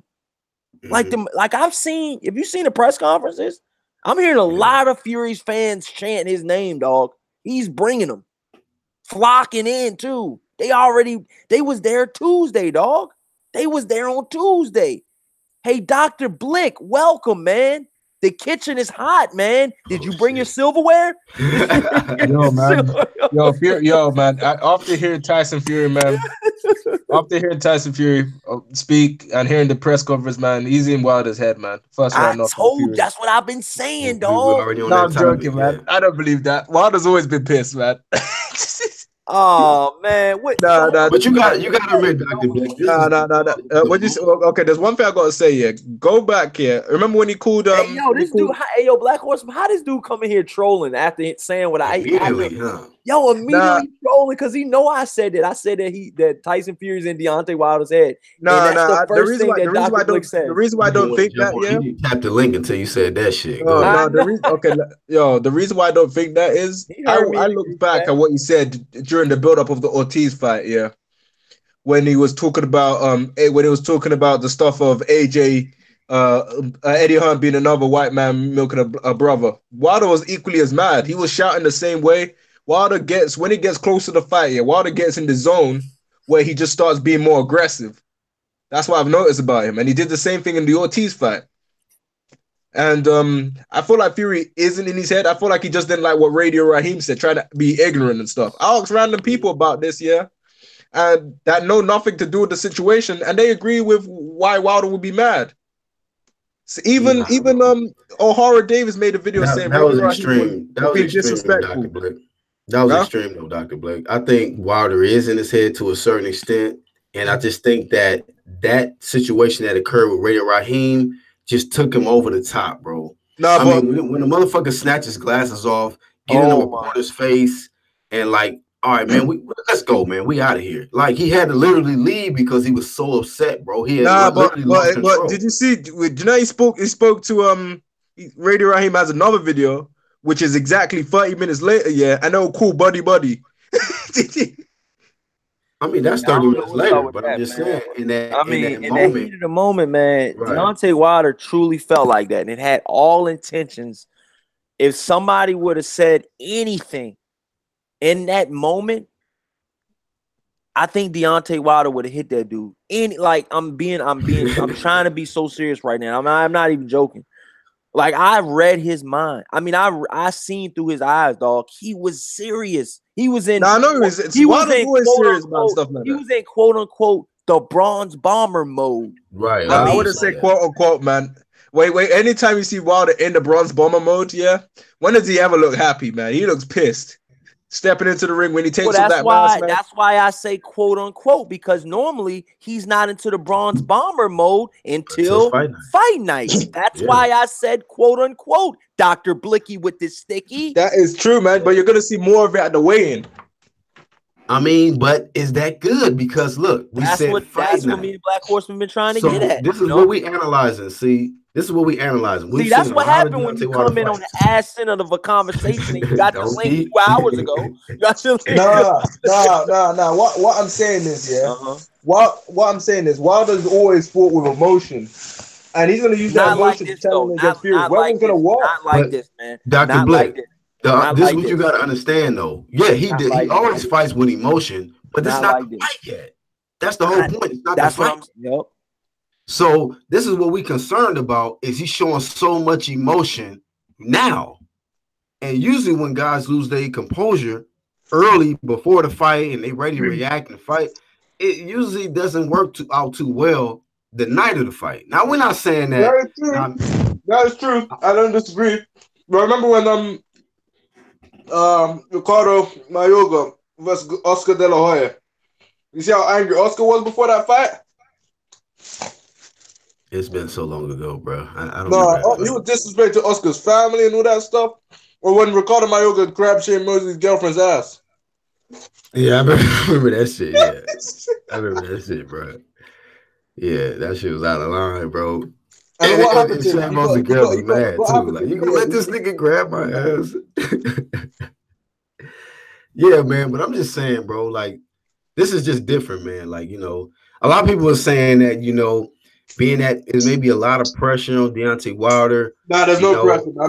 This is the A biggest. lot of people expect him to lose. But just listen, Dr. Blick. Like, I understand your Dr. perspective. Blick is lit right now. He is on that cloud 1,000. He can't wait to get his thoughts out. He can't wait to get. It's damn near 4 a.m. out there, so it's just be he ready to get off. Dr. Blick's been plotting on the show, man. He just been saving up and getting all his thoughts together, and he knew what he was gonna come in and say. And you got to come with that heat though, Dr. Blicky, because right now, me and Black Horseman have been saying that I know I've been saying I was trying to get into that before you got here, but I'm gonna ask all of you guys this now that you and everybody in the chat. Do you guys truly feel that Deontay Wilder is out of his element? That's one. Not only is he out of his element, do I feel? And the part two to this question is, do you feel like Tyson Fury has gotten into Deontay Wilder's head? Go ahead, Black Horseman, and let Dr. Blick go. I think that Tyson Fury is in his head based off certain things that he's saying. Because when you got to pretty much address and say things like, he want to keep bringing up how he lost all his weight. This is America. People lose weight all the time. Like, well, Wilder, yeah, that's true. But at the end of the day, when I'm looking at it from a deeper perspective, you upset. You upset by that this guy is using his story and his narrative to gain so much attention and fans and favor from people who have never even heard of this guy. But he's able to come down here. I mean, I got to keep it 100, man. The dude knows what the fuck to say. He got the charisma, whatever he does works for him. And it kind of reminds me of like Mayweather, Conor McGregor. I feel like Conor McGregor in the press conferences and things like that, he was able to kind of get the mental, psychological edge in the kind of press conferences to where people started to like Conor. Like, damn, man, this motherfucker keep in mind, the same people were saying that Conor McGregor was getting underneath Mayweather's skin, and Mayweather was scared. Right. I mean, that's what I'm saying. Like, now I'm not trying to say that that what the result of the fight is going to be. I'm still team Bomb Squad. Let's not get that shit twisted. But I'm still team Fury first round. See that the trolling has reached an all-time high with this kid. When he talks about it first round, you guys are gonna say something. No, because that's what I heard you say, Dr. Blick, and I could have sworn you were serious. I'm being honest. Man, he knocked him out first round, just like Belly almost knocked out. So Usyk. let the Even fans though that wasn't even close. let the fans know right now who you got, Dr. Blick. Wilder 8 rounds. Yo, you can't. I know me and you cool and everything, right? Like that, right? You can't pick the goddamn same person as me and the same round. Like, goddamn. Same round, bro. God damn. Yo, okay, I got Wilder in 5. Let me tell you what's gonna happen here. What the fuck? Wilder's gonna Fury's gonna a lot of people's expect. I just said that the round 8 in TKO by he want to make sure he can secure a link. I know. 2019 and shit. Yo, Corey. What's up, bro? He's gonna get the same type of respect here that Brady got for fighting Usyk. And people are gonna trash on him, saying that he didn't look that good, like some people did with Usyk. That's what I think is gonna happen.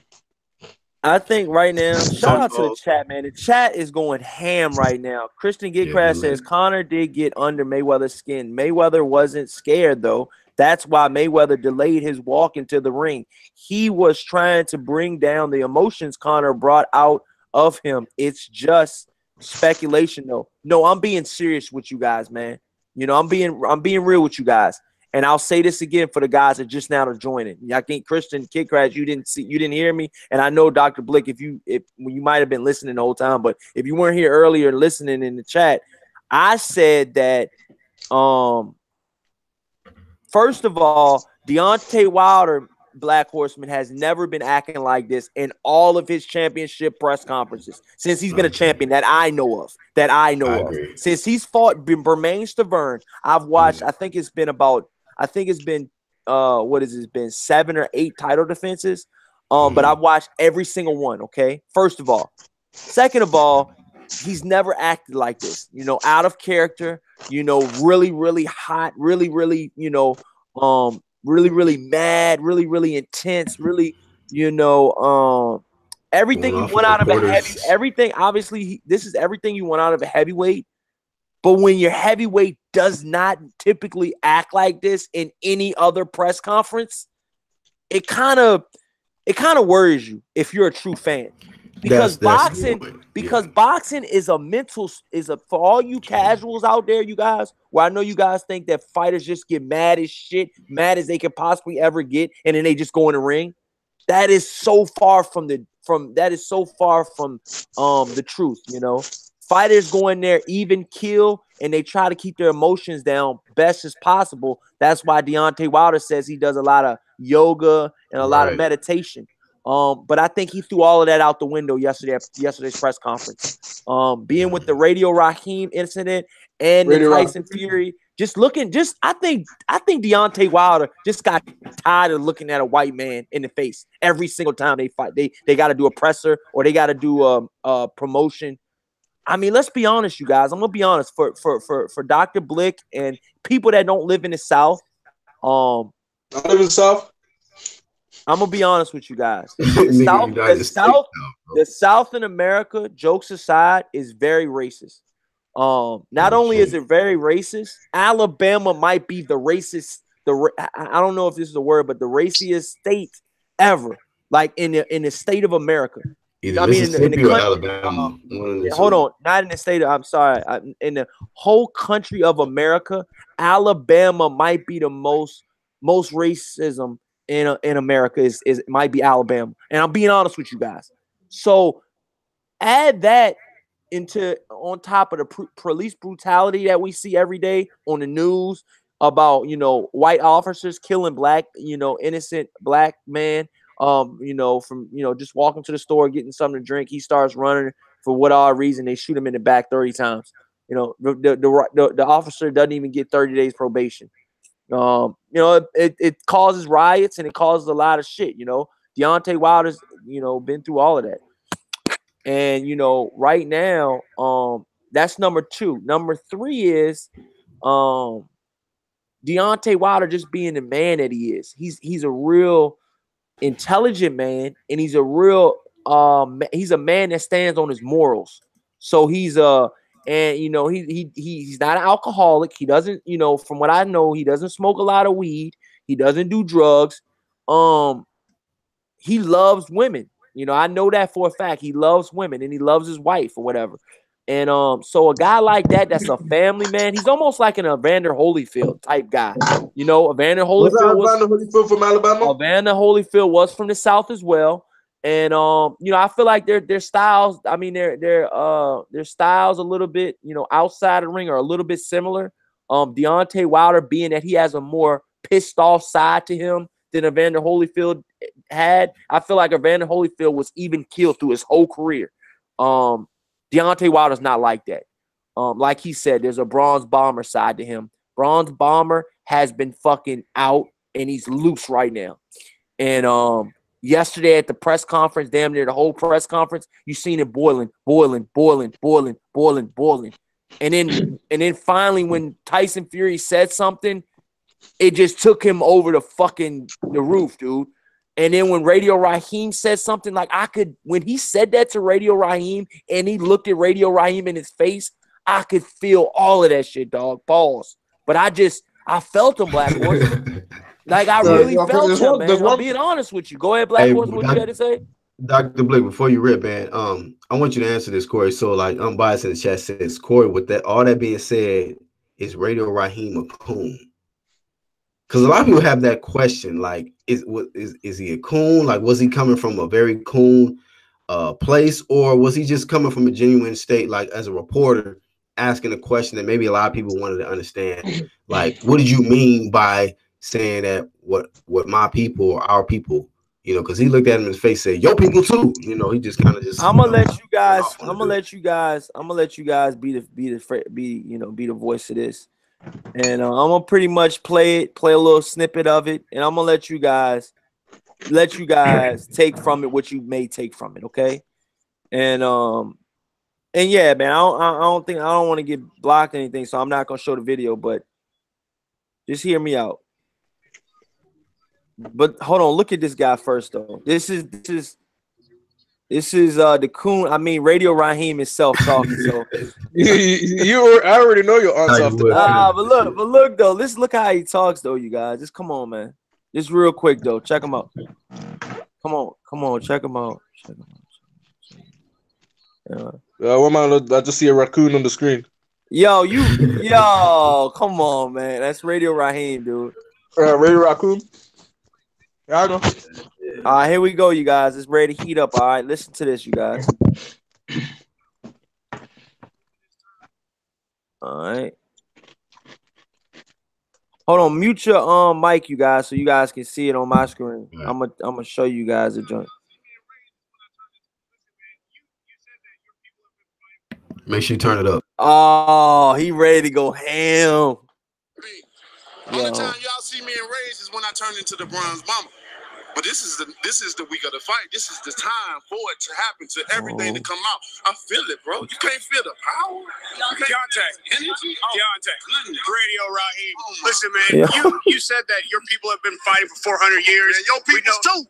So I just want you to explain what you mean by that. You know what I'm talking about. Y'all all know what I'm talking about, man. Don't sit up here and try to bait and not know what I'm talking about. Y'all know what the fuck I talk about when I say these things. Your people too. Explain it. Not everybody knows what you're talking about. Radio Rahim, I don't have to explain what's understood, man. You know what I mean by that. You know what I said by that. I ain't got to go further. And if anybody don't understand that, then God be with them. Go look up the history. Go look up the history. Shit, don't everybody believe in Google? Go Google that shit. See what I'm talking about. You know what I'm talking about, man. You know what I dare you to sit up there and say, explain. You know what I'm talking about, man. He's fighting people. You know we've been fighting 400 and still fighting to this day. To this day. To this day. You just sit here and you don't know what I'm talking about? Man,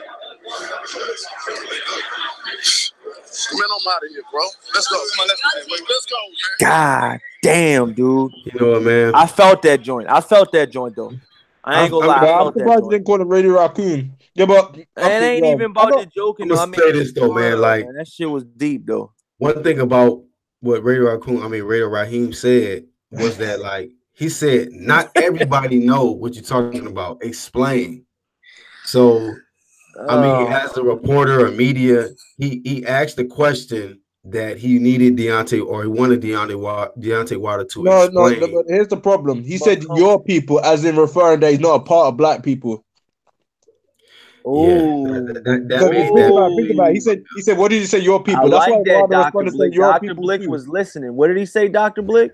He said, what do you mean by your people went through a lot for 400 years? He said to Wilder, what do you mean about your people? No. He didn't say our people. Your people. But you know what I will say though? You know what I will say about Ain't that, no bouncing back from that joint, man. That's why Wilder said your people too. But why should Wilder even have to say that? Your people. Does she even have to say your people too? They're both the same complexion. What I will say about that is that when it comes to struggle, that comes in all different shades.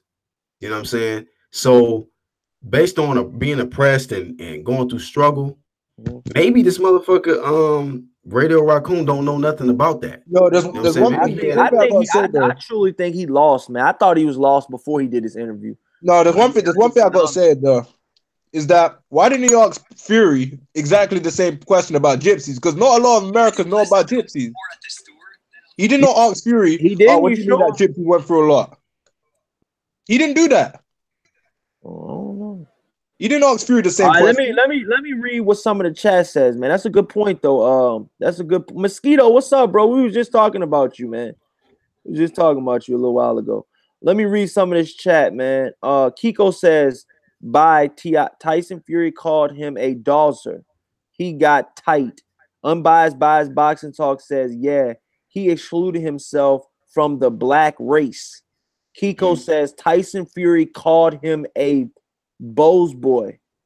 What's that mean, man? I'm glad we got a UK correspondent in the building. What's Bose boy? Wait, Bus boy or Buzz boy? Bus boy. He calls him a dozer. How you get dozer from bus boy, Kiko? I don't know what that is. I've never heard anyone say that. What's a dozer though? Tell us what a dozer is. Dozer is like someone that carries people's things and shit. Oh, shit. Hey, did they say that a lot in the UK though? No. That's like an old school joint, ain't it? Yeah, very old school, man. Oh, throwing back to old school joint though, like, you know what I mean? Like, I think you know what though? You gotta make Deontay Wilder go to Google. But nah, you know what it is though? I think that Deontay Wilder got super pissed off when he see that nothing he said, nothing he did affected anything of Tyson Fury. No, he kind of got him a bit, man. Because he didn't get on. No, I've seen Tyson Fury, and I've seen him get under the skin of people, and I've seen people get under it. To be honest with you, I don't even know that many times have I seen people get underneath Tyson Fury. The reason why I'm saying he got to, because when Wilder said, I only had a year, and then I went to the Olympics, you were there. Where were you? Fury couldn't say anything back. Yeah, that was, yeah. But I mean, he wasn't mad about it. He didn't get like real mad like Deontay Wilder did. Deontay Wilder got so mad at Tyson Fury. He pointed this close to Tyson Fury's face. I mean, he was literally in his face. And then at some point, Tyson Fury's like, dude, back up. That's kind of the reason why I think that's kind of bad, because you wouldn't want, because what's going to happen probably? Wilder's going to fight aggressively like he fought. That's what I'm saying. That's what we've been trying to tell your crazy ass the whole time. We've been trying to explain that. No. I mean, that's bad for Fury, because if Wilder sets the tempo, that's bad, because Fury's more in control when he sets the tempo. That doesn't mean he's gonna set the tempo. It just means that you can go in there too emotional, man. No, I'm concerned with. No, but I'm saying when he fought Stavern, he came out aggressive. If he comes out aggressive like he does against Fury, biased boxing talk. In the chat is saying, ask Dr. Blicky what a waste man is. A waste man is like a waste of space. What the fuck, these corny ass nicknames we got, yo.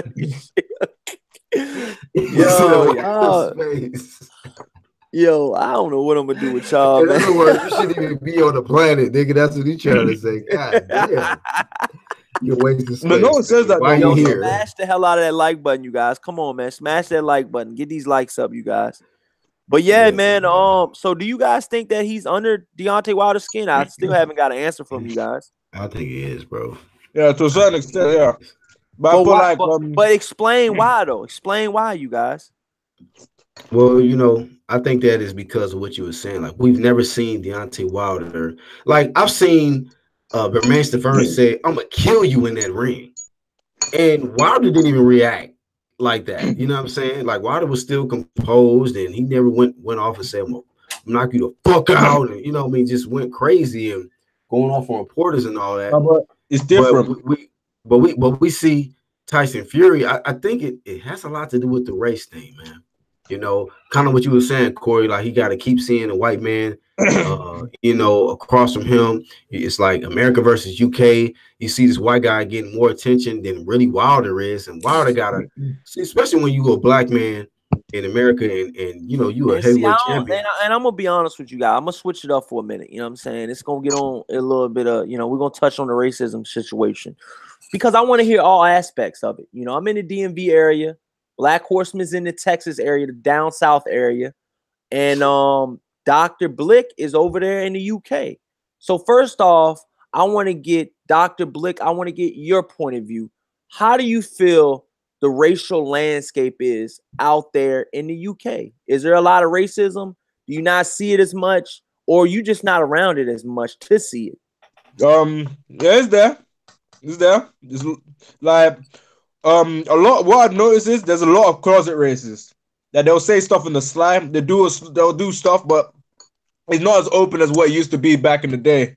Because like I remember, like my parents used to tell me there was this one player that they used to throw bananas at the black players. They used to call them monkeys. They used to talk coon, nigger, and all that stuff. They used to get. They used to hate. Shit, yo, damn. They used to hate white people. Dr. Blick said the N-word. What the fuck? What the fuck? Yeah, I didn't know y'all said that out there. Nah, people say that all the time, man. Oh yeah. I mean, to be honest, but they used to be hella racist over there. Yeah. But it's calmed down a lot, and they try and cover it up. Like at some points, it used to be as bad as America, but they don't talk about it no more. They try and act like it didn't happen. And one thing that came out recently to do with the World Cup, the former mayor of London said that if England win the World Cup, it doesn't count because they have too many black people on their team. What the fuck? Yeah. Oh, they wilding, dude. No one said anything. No one complained. Acted like nothing happened. Well, let me ask you this and pertains to boxing. How do black people perceive Tyson Fury? Let's just be honest. Let's put it all out there tonight. Some like him. Some don't. It's just kind of 50-50. But a lot of people I know like Tyson Fury. The only people that don't really like Tyson Fury is if they're a fan of like Anthony Joshua. Ooh. It's like that, man. Ooh. We went the whole show without saying his name, and you had to fuck it up. You had to fuck it up. When you talk about Tyson Fury's popularity, it always comes down to him and Anthony Joshua. Tyson Fury likes to say everyone knows who he is, but he ain't popular than Anthony Joshua, man. Like CJ said. Like Wilder should have just said, yo, no one wants to see me versus you. More people want to see me versus Joshua. You're the second option. You're the plan B. Because let's be honest, man. More people wanted to see Wilder versus Joshua.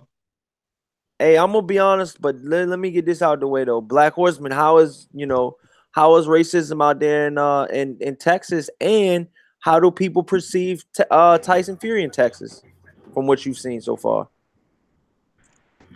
I mean, and do people even know Tyson Fury? I don't think they do, man. I don't know how they perceive Tyson Fury.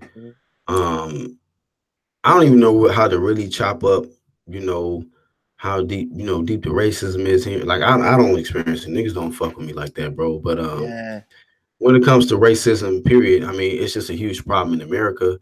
You just, if you got a white cop that's behind you, you know what I'm saying? You're gonna get it's a situation like, bro. It's definitely a situation. So I'm not gonna lie. I'm still on subject, but I'm not gonna lie, you guys. I was clean as could be. I didn't have anything on me. I had the L's. Everything was good. I seen a white cop with a SWAT team, whole uniform on, walk in. I was eating my food in Chipotle, one of my favorite spots, my go-to spot, pretty much every day when I get off work. I literally almost lost my appetite when he walked in. I'm like, oh fuck, yo. I got stopped. I got stopped, yo. Chipotle, nigga. I was like, I ain't eating no more, yo. I went to go get a haircut once. I got stopped by like a couple of people, man. A couple of white people. They said I was standing there waiting. I was standing there, yeah, and they said I looked suspicious. So they stopped me, brought me in some office, asked me bad questions and shit. I didn't do shit. Well, when it comes to that, man, out here it's like, I mean, if anything, I'm more concerned about a white cop than just a random white dude. You know what I'm saying? Civilian. You know what I mean?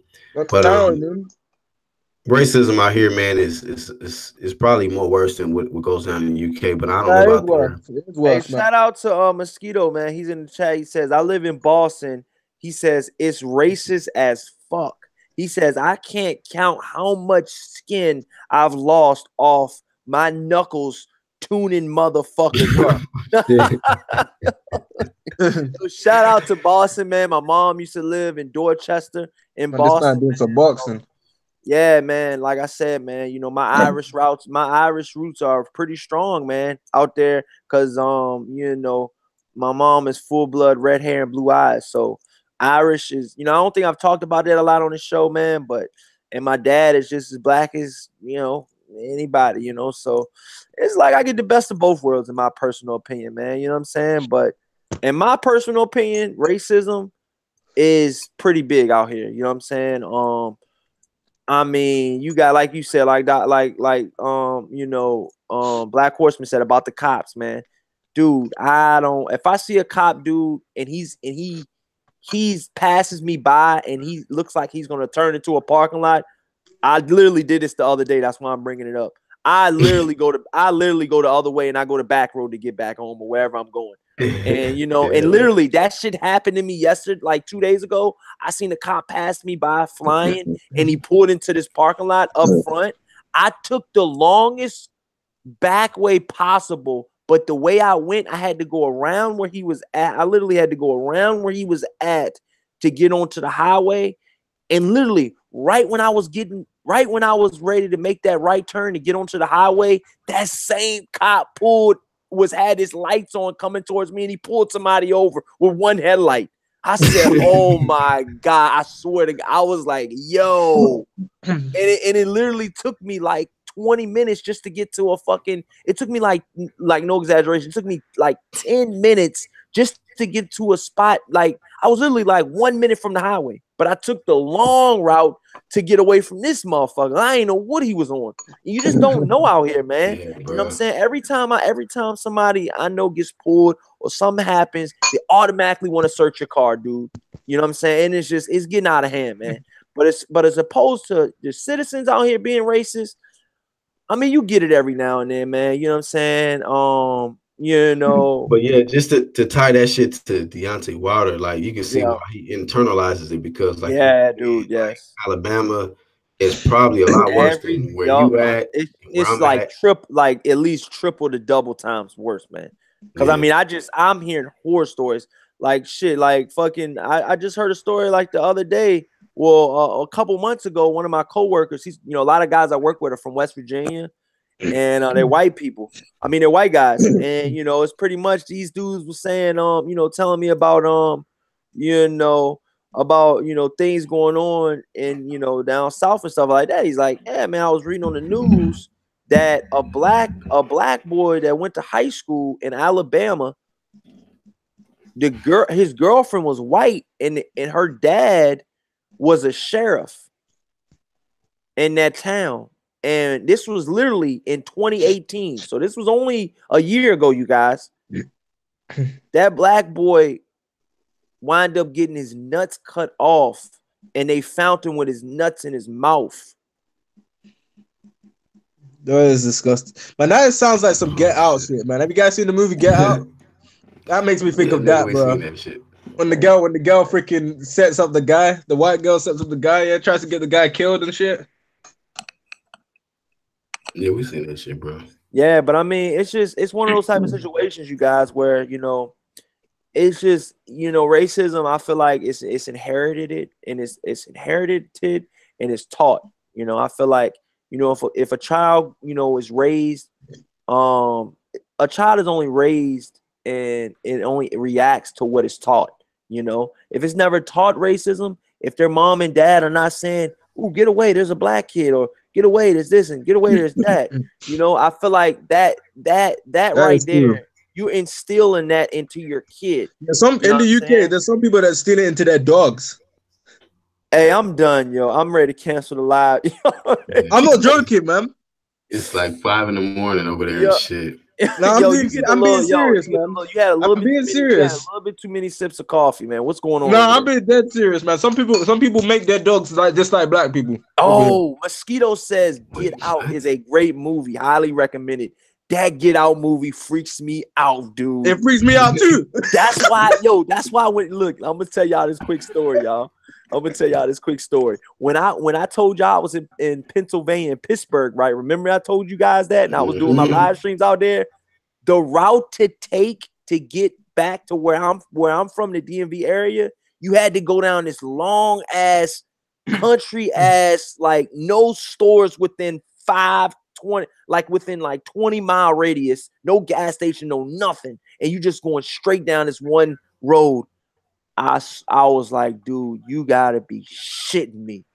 I'm like, ain't no car passing me by, ain't no car behind me. It's pure black, ain't no street lights, and I'm literally like in West Virginia, and I'm like, my phone reception was off. My phone didn't even work. Yeah.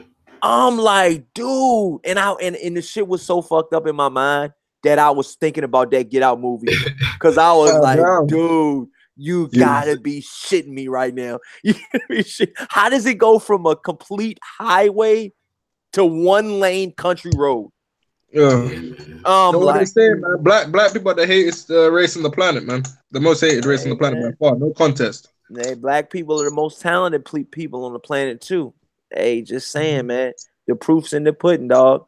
But yeah, man, let's get on to some other subjects. I think we, covered the racism, and we pretty much offered you guys our point of view of the whole racist talk. I'll go to the chats, and then we can we can switch it up, man. We can talk about some of these other topics in boxing right now, because I definitely want to get on that PED shit with the whole Charlos and Laura and Earl Spence, and I really want to get your point of view on it, Dr. Blick. But hold that thought real quick, and I'm gonna get right as well. The guy put out Ortiz too. The other dude. It says people who claim to not understand or recognize racism are the true racists exercising their hateful indifference.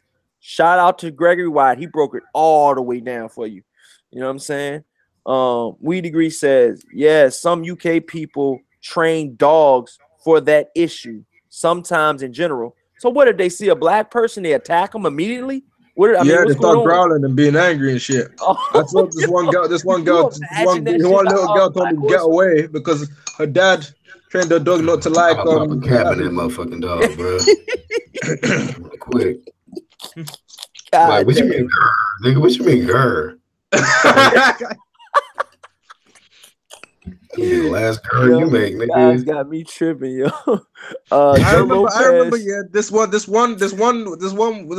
yeah. He used to always let his dog off the leash, and he used to always chase this one guy on purpose, and the guy the owner would be laughing and everything, man. That's crazy, man. Shout out to Christian Kidcrass. He says, go search up Colin Kaepernick, Kroggles of Judah. And watch those videos, like 10 videos from the same dude, but at different times. This will help you understand a lot as it pertains to the Colin Kaepernick situation.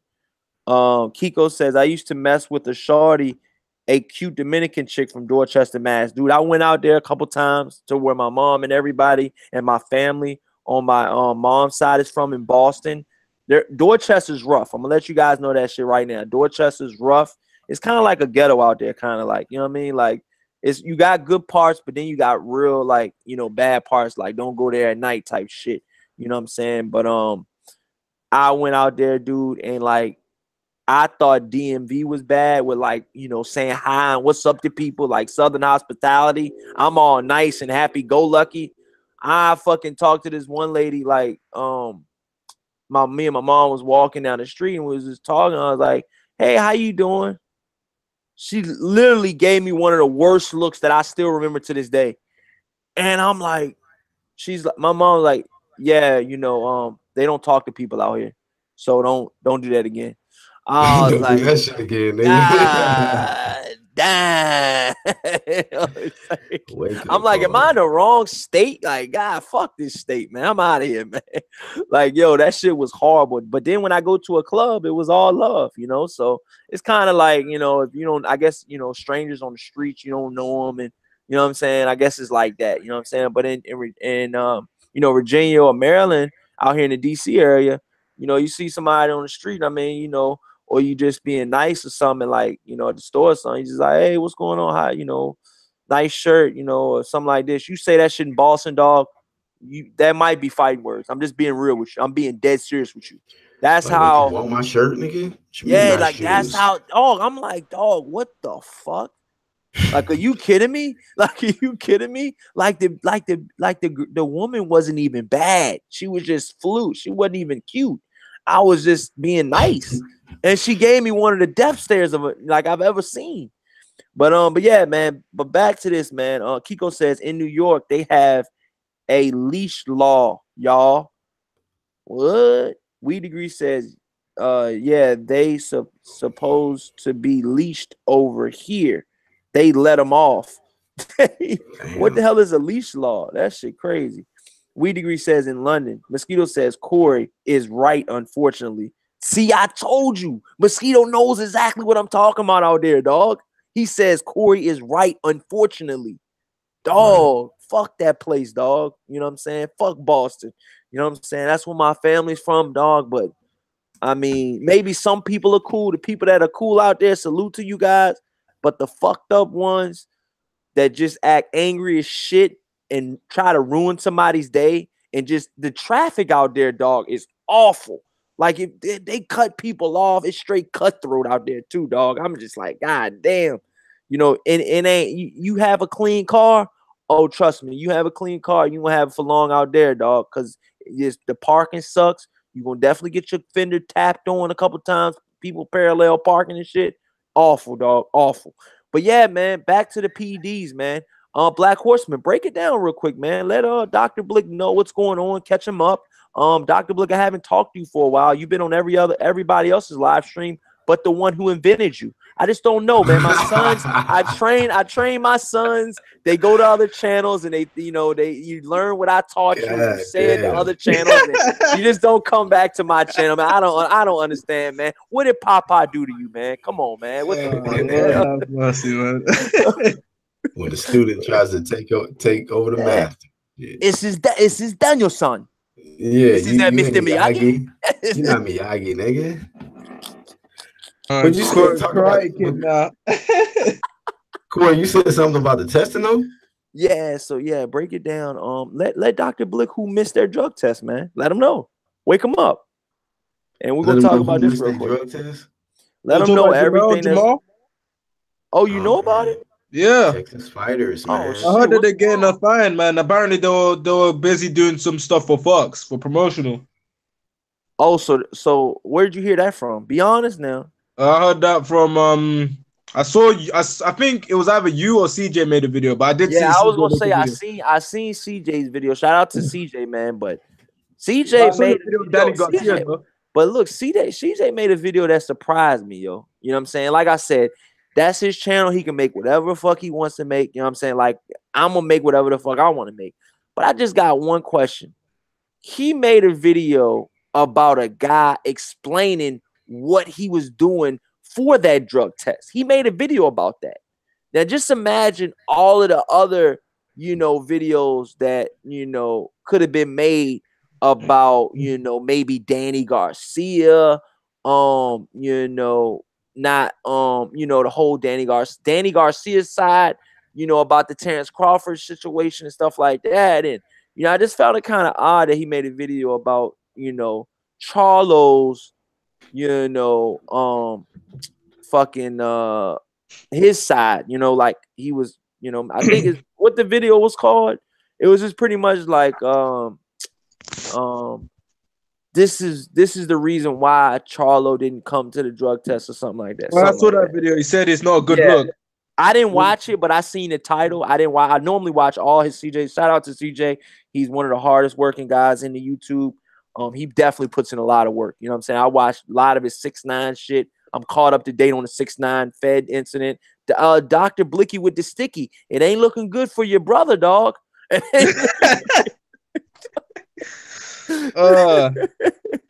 yeah, Black Horseman. No, he made a video on the Danny Garcia clapping back. Oh, he did? Oh man, shout out, man. Salute. It's just because he makes so many videos. Sometimes you kind of skip over them. I can't even find all his videos, dude. That's what I'm saying. But I was just like, damn, maybe he's on it that much that he makes the response videos too. I'm really not accustomed to seeing him make response. Like if the story comes out like Earl Spence misses the drug test or Carlos missed the drug test, normally you don't, I've been watching CJ's videos for a long time now. And, normally I don't see him make the, well, Charlo was doing this, and this, and this, and this, and this, and that. You know what I'm saying? But like I said, that's his channel. He does what he wants. You know what I'm saying? I would really love to get his side of the story on what he feels is going on, man. So, very soon, one of these days, man, I got to get him on this live stream just to pick his brain with a lot of stuff that's going on right now, because I really want to hear what he's got to say about a lot of shit that's going on. He messed up, though, Charlo. Charlo messed up. Oh, so how does he feel? Because I heard you on the live stream with him the other day. Yeah, he basically was saying that he said it's a bad look because people accuse them for being on PEDs anyways. Wow. So people accuse you for being on PEDs anyways. You gotta keep yourself in check because people are gonna think it's bad. And plus, he said it's bad for Arrow because Arrow's in the same gym. CJ, man. Damn, man. I knew he was a real one, man. That's a salute right there, though, dog. But Black Horseman, before you go ham on the joint, Dr. Blick, Black Horseman, I want to bring you in, and I want you to get in. We got a bunch of fans out here and a bunch of people that's going to rewatch this. Let the fans know your stance on the whole incident. When it comes to who? Charlo, Spence, and Laura, if you want to throw Laura in the mix, because his name got dragged into it too. And this is all per Jared Heard. Jared Heard said it the best. He said, I'm one of the early. Yep, go ahead. I'm one of the early birds when it comes to, keep my foot on certain dudes' necks when it comes to testing. And which is why I was, I received a lot of hate and ridicule, got attacked by a whole group, because I was just speaking up on something that's really important, man, which is fighter safety and fighters that's avoiding testing and so on and so forth. And now the shit is coming out, and you got some guys being brand new. Just keep it 100. Some guys want to be changing up and being brand new, changing names and shit, and whatever else that they doing out there, to play the part. But in the end, truth is the hottest shit. Truth is the hottest shit. So I focus on the real shit, But when it comes to that, man, it's just like, testing is a serious thing, man. Serious thing. And if you ducking a test and you look at the timing of when somebody is ducking the test, you look at the Charlos, and it's like, man, y'all got your headliner coming up, and it just makes you think, like, man, why would y'all duck the test now? You know what I mean? You look at and like I say, shout out to Jared Heard, man. He pretty much put all them dudes on blast. You know what I'm saying? Like the Charlo brothers missing the test, Laura missing the test. Laura's coming off his loss to Heard. You know what I'm saying? So it's like, why are you ducking the test? You're trying to use some extra advantage to get you back in, put yourself in a position to fight for a title again, and then, you look at the Charlo brothers, like, damn, this is y'all first headliner. Is this why y'all missing the test? Errol Spence, same story, man. You've been ducking Vada, dog. You had dudes coming out lying for your ass, talking about you re-enrolled in Vada, and that shit was a fucking fraud. You know what I mean? So motherfuckers was hating on me because I said this shit. Like, man, this motherfucker's not enrolled in Vada. He's been ducking Vada. You know what I'm saying? He should enroll in Vada. And the guy who anointed him, talking about top 10, top 5, top 5, top 10, should be enrolled in all year round random blood urine and blood testing. So at the end of the day, man, it's like, that's an important issue, man. It's something that everybody should be taking serious. But that's the difference between boxing fans and fanboys. There's certain fans that only care about their favorite fighter winning by any means necessary. And then there's real boxing fans to where it's like, hey, yeah, I may like this fighter, but I want to make sure that he's doing it the natural way. Because you got guys that's doing that shit naturally. They're not afraid to get tested. Like I say, your boy Jared Heard that you've got interviews with multiple times. This guy's like, he's letting it be known. Like, yeah, I'm tested. I'm enrolled in Vada. Them motherfuckers can roll up on me. Matter of fact, they like Candyman. They can roll up on your ass. And them the motherfuckers, that's the real boogeyman. So dudes be trying to talk all tough like I'm free smoke and I'm the boogeyman and this, that, and the third. But when it comes to testing, they scared shitless. You know what I'm saying? They scared straight. You know what I mean? And they don't want to man up to that shit. They talking about man down, but they don't want to man up to Vada or some year-round testing. So at the end of the day, that's the type of shit I pay attention to, and not afraid to speak up on that shit. Not afraid to be ridiculed or criticized about speaking up on some real shit. because motherfuckers is losing their damn lives in this fucking ring, bro. And the thing about it, what I stated before, right here on Corey Boxing and in previous videos, that it's gonna take somebody who was a big name to get fucking murked in that ring, bro. You know, for people to take this shit serious. And I hate to say that shit, but for people to take this shit really serious, it's gonna take somebody who got a big name, who got a big following, you know, somebody who got a bunch of fanboys and whatever the case, for them to look at this shit like, you know what, oh hell nah, man, this is some serious shit. You know, and you know, you look at football, you look at MMA, you look at boxing. These are brutal sports, man. And you can kill somebody naturally, just connecting. You know what I'm saying? Connecting somebody with a shot that they don't never that they can't see, and they drop and they never wake up. You know what I mean? So I take this shit real serious, man. You know what I mean? So I mean, at the end of the day, man, you know, a lot of people are starting to speak up on that shit now, but I've been speaking up on that shit day one and been getting hated on for that shit. So I ain't never gave a fuck about what a nigga thought about me when it came to this type of shit. But everybody should be concerned about that, because if it was your relative, if it was your cousin, your brother, something like that, you'll be concerned about it. You know what I mean? You'll be concerned like, man, yo, bro, make sure, you know, the dude you get in there with is tested. You know, you got dudes doing all kind of crazy shit. We seen in the past dudes is putting plaster in their motherfucking hand wraps. We ain't seen people, you know what I'm saying, be juiced up. You know what I mean? Dudes just doing all kind of crazy shit to get themselves an extra advantage. You know what I mean? But what's really gonna end up being is the A side is gonna be the guys that got that Vita Clean Boxing program in a fucking corner, because dudes are trying to use extra shit, you know, extra banned substances to get themselves an advantage. And when it comes to, like, say, like an example, Demetrius Andrade, he wasn't an A side going against Billy Joe. Billy Joe was the champion. All he had was Vita. And when Vada fucking discovered that this motherfucker was using oxylofrene, he became the A side overnight. And now he the WBO champion. So what that tell you? Being a clean athlete, man, is the way to go.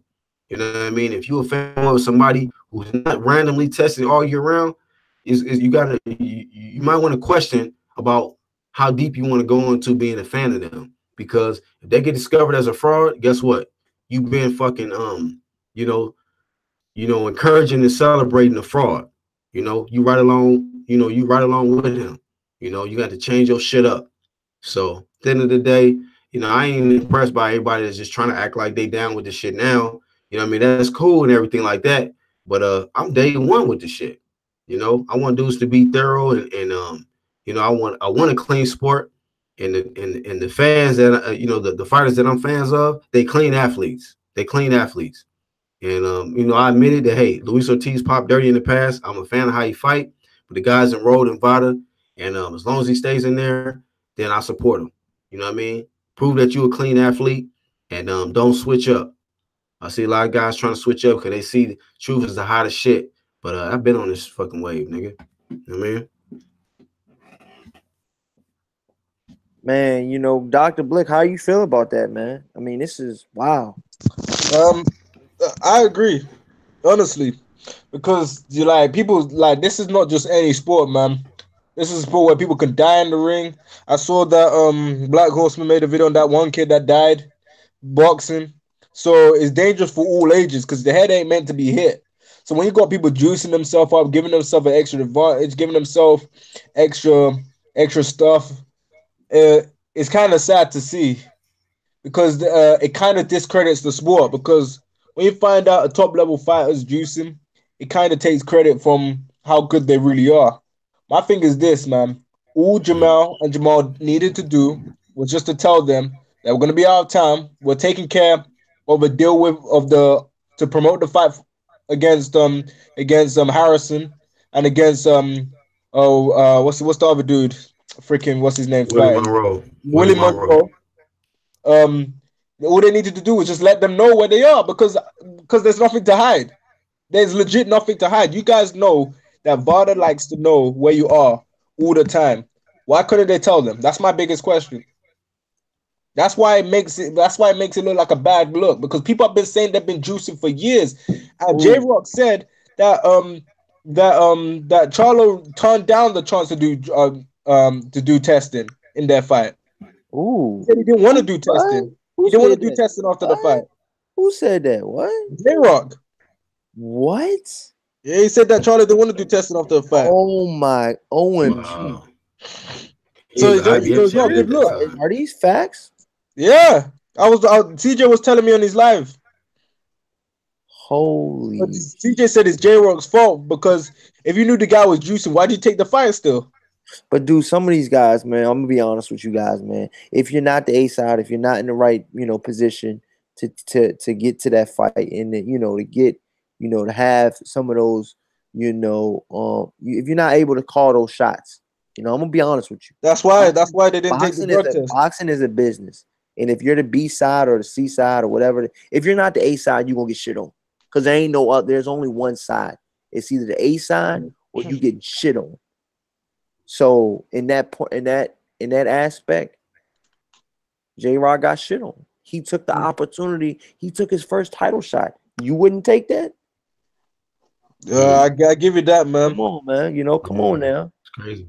But it is. I didn't know about it, and it does suck. Because let's be honest, if he didn't get that title shot, obviously he would have kept building his name up, kept building his name up. But let's be honest, you guys. If the fight wasn't taken, it would have fell on J-Rock. J-Rock wasn't ready. And then, J-Rock would have been like, some things wasn't right in the contract and all that. Fans ain't trying to hear none of that shit. I'm going to be straight up with you guys. And I know now we're talking about it. We're going to be like, man, Julian Williams, man, he was going to lose anyways. He going to do this. He going to do that. You don't know what the fuck he was going to do if Charlo was on that shit, And if Julian J-Rock Williams had any type of, leverage, that's the word I'm looking for, leverage. It sounded like he didn't have that much leverage. That's why the drug testing wasn't adhered to. Yeah. B-side, man. When you B-side, bro. B-side, dog. It's like B stand for bullshit. I ain't lying. And B-side can be deadly, dog. B-side could be very deadly. Look at Amir Khan. Amir Khan was the B-side in that Canelo fight. Look what the fuck happened to him. First of all, why would you? He should have been taking that fight, man. When somebody smacks you in the face with about $5 million, what the fuck you gonna do? Get knocked out. Well, and I have Amir Khan's chin. Amir Khan's lucky to wake up, man, to see that $5 million. Holy shit! He's lucky. Do you see where he got knocked out, man? Yes, sir. Time to get stretched. But like, hey, wifey, whatever happens, just know we in there. We made it. If I'm in a neck brace for 3 years, just know that I'm good. You know what I mean? We gonna recover. Trust me. We good. We on to the good. But yo, I gotta get off, man. I gotta tend to, the fam and shit, man. But listen, man, let everybody know where they can follow you at. Dr. Blick. Jokes aside, I am very proud of you, man. You've been going live. You've been making videos. Keep up the good work. You've been on other people's live streams, man. I hope everything works out with your soccer and stuff like that, man. And let all the fans know where they can follow you at, my brother. You guys could follow me. Hold on. Not my brother, my son. Let everybody know where to follow you at. Wow. Go ahead, son. Yeah, man. You guys can follow me at Golden Gloves Boxing. There I'll be doing my thoughts on the weekend's fight. I'll be doing the breakdowns, give you guys my overthought, trying to keep it as real as I can. And yeah, thanks for having me, Corey, man. Oh man, thanks a lot, man. Son, it's been a while. Your mom got me on child support, but we'll work it out. It's been a little distance between me and you. I've seen you, hanging out with other fathers and stuff like that, man. You didn't stop this, bro. But come home, son. You know what's best for you, man. Now my real brother, man, Black Horseman, let him know where to follow you at, man. Son, calm down, son. Calm down, all right? I don't want to tell your mother on you. It's up late. It's 5 a.m. Go to bed, son. Go ahead, Black Horseman. That shit was epic, dog. But son, you are learning. You did pick the same exact fighter I picked to win in the same round. Son, I didn't even know you picked that round. Son, I don't want to hear it. Son, you're learning. Son. Keep on learning, keep on listening, and you'll learn more, okay? I will not guide you in the wrong direction, okay, son? So with that being said, get your nap time. You know, you got soccer in the morning, son. Go ahead and get your rest. My brother, Black Horseman, go ahead, man. Dr. Blicky, we'll talk to you tomorrow. Go ahead, man. Go ahead. Go ahead, son. Excuse me, son. Go ahead. Black Horseman, go ahead, my brother. Genetic predictions. That's crazy, man. Oh. But yeah, man, great show, man. Another successful live stream, man. And man, just glad you had me on. That shit is funny, bro. That shit's hilarious, man. But man, with all the stuff that we talked about, man, you know, hey, I mean, I feel what you were saying about Wilder and Fury, because that was the biggest topic going into this weekend, the pay-per-view event. Wilder, he got to keep his composure. He kind of let his composure kind of just get loose a little bit, man. He kind of letting him bronze bomber out a little too soon. But we got to see, if he'll be able to, still perform fight night, Saturday night. And, as far as Dr. Blick, man, yeah, man, you follow in your father's footsteps, man. So, keep doing your thing.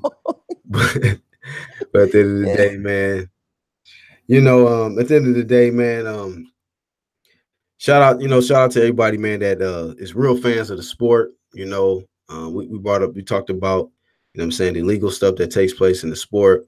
And we got true champions that's stepping up to the plate and letting it be known, man, that it doesn't matter about, their location. These niggas are getting coordinates, man. You know what I'm saying? Nigga, I'm over here. This is where I'm gonna be at. I'm training. I'm going on vacation. I'm here because I ain't got nothing to hide.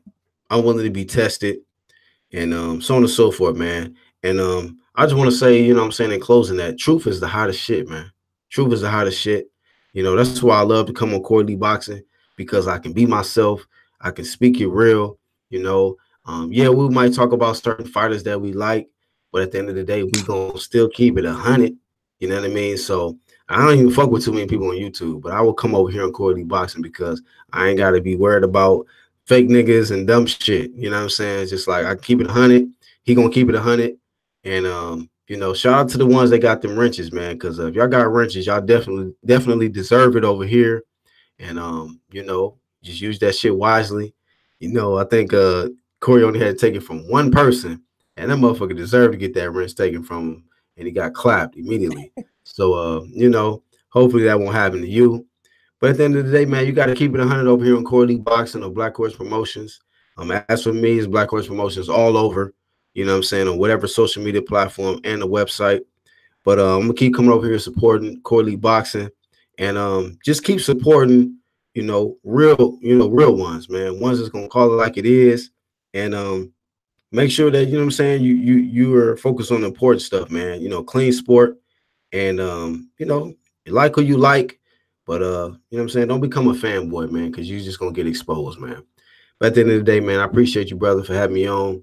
And I'm out of here, man. It's Black Horseman. Peace out, you guys. Thank you so much for Black Horseman coming on, man. Thank you so much for my son, my adopted son, my son from another. That's his name from now on, my son. And then, until I start seeing him on the live streams more frequently, he's a runaway right now, but I'm glad he came back to get some food tonight, and he's back at it again tomorrow, man. So, with that being said, you guys, go troll the hell out of Golden Gloves Boxing, a.k.a. Dr. Blicky, a.k.a. Corey Lee's son. All right. Now, with that being said, my brother, Black Horseman Promotions, man, shout out to you, man. And, hey, man, we're less than 48 hours away from Bomb Squad. There's only one Tyson Fury. Peace out, you guys. Later. Peace.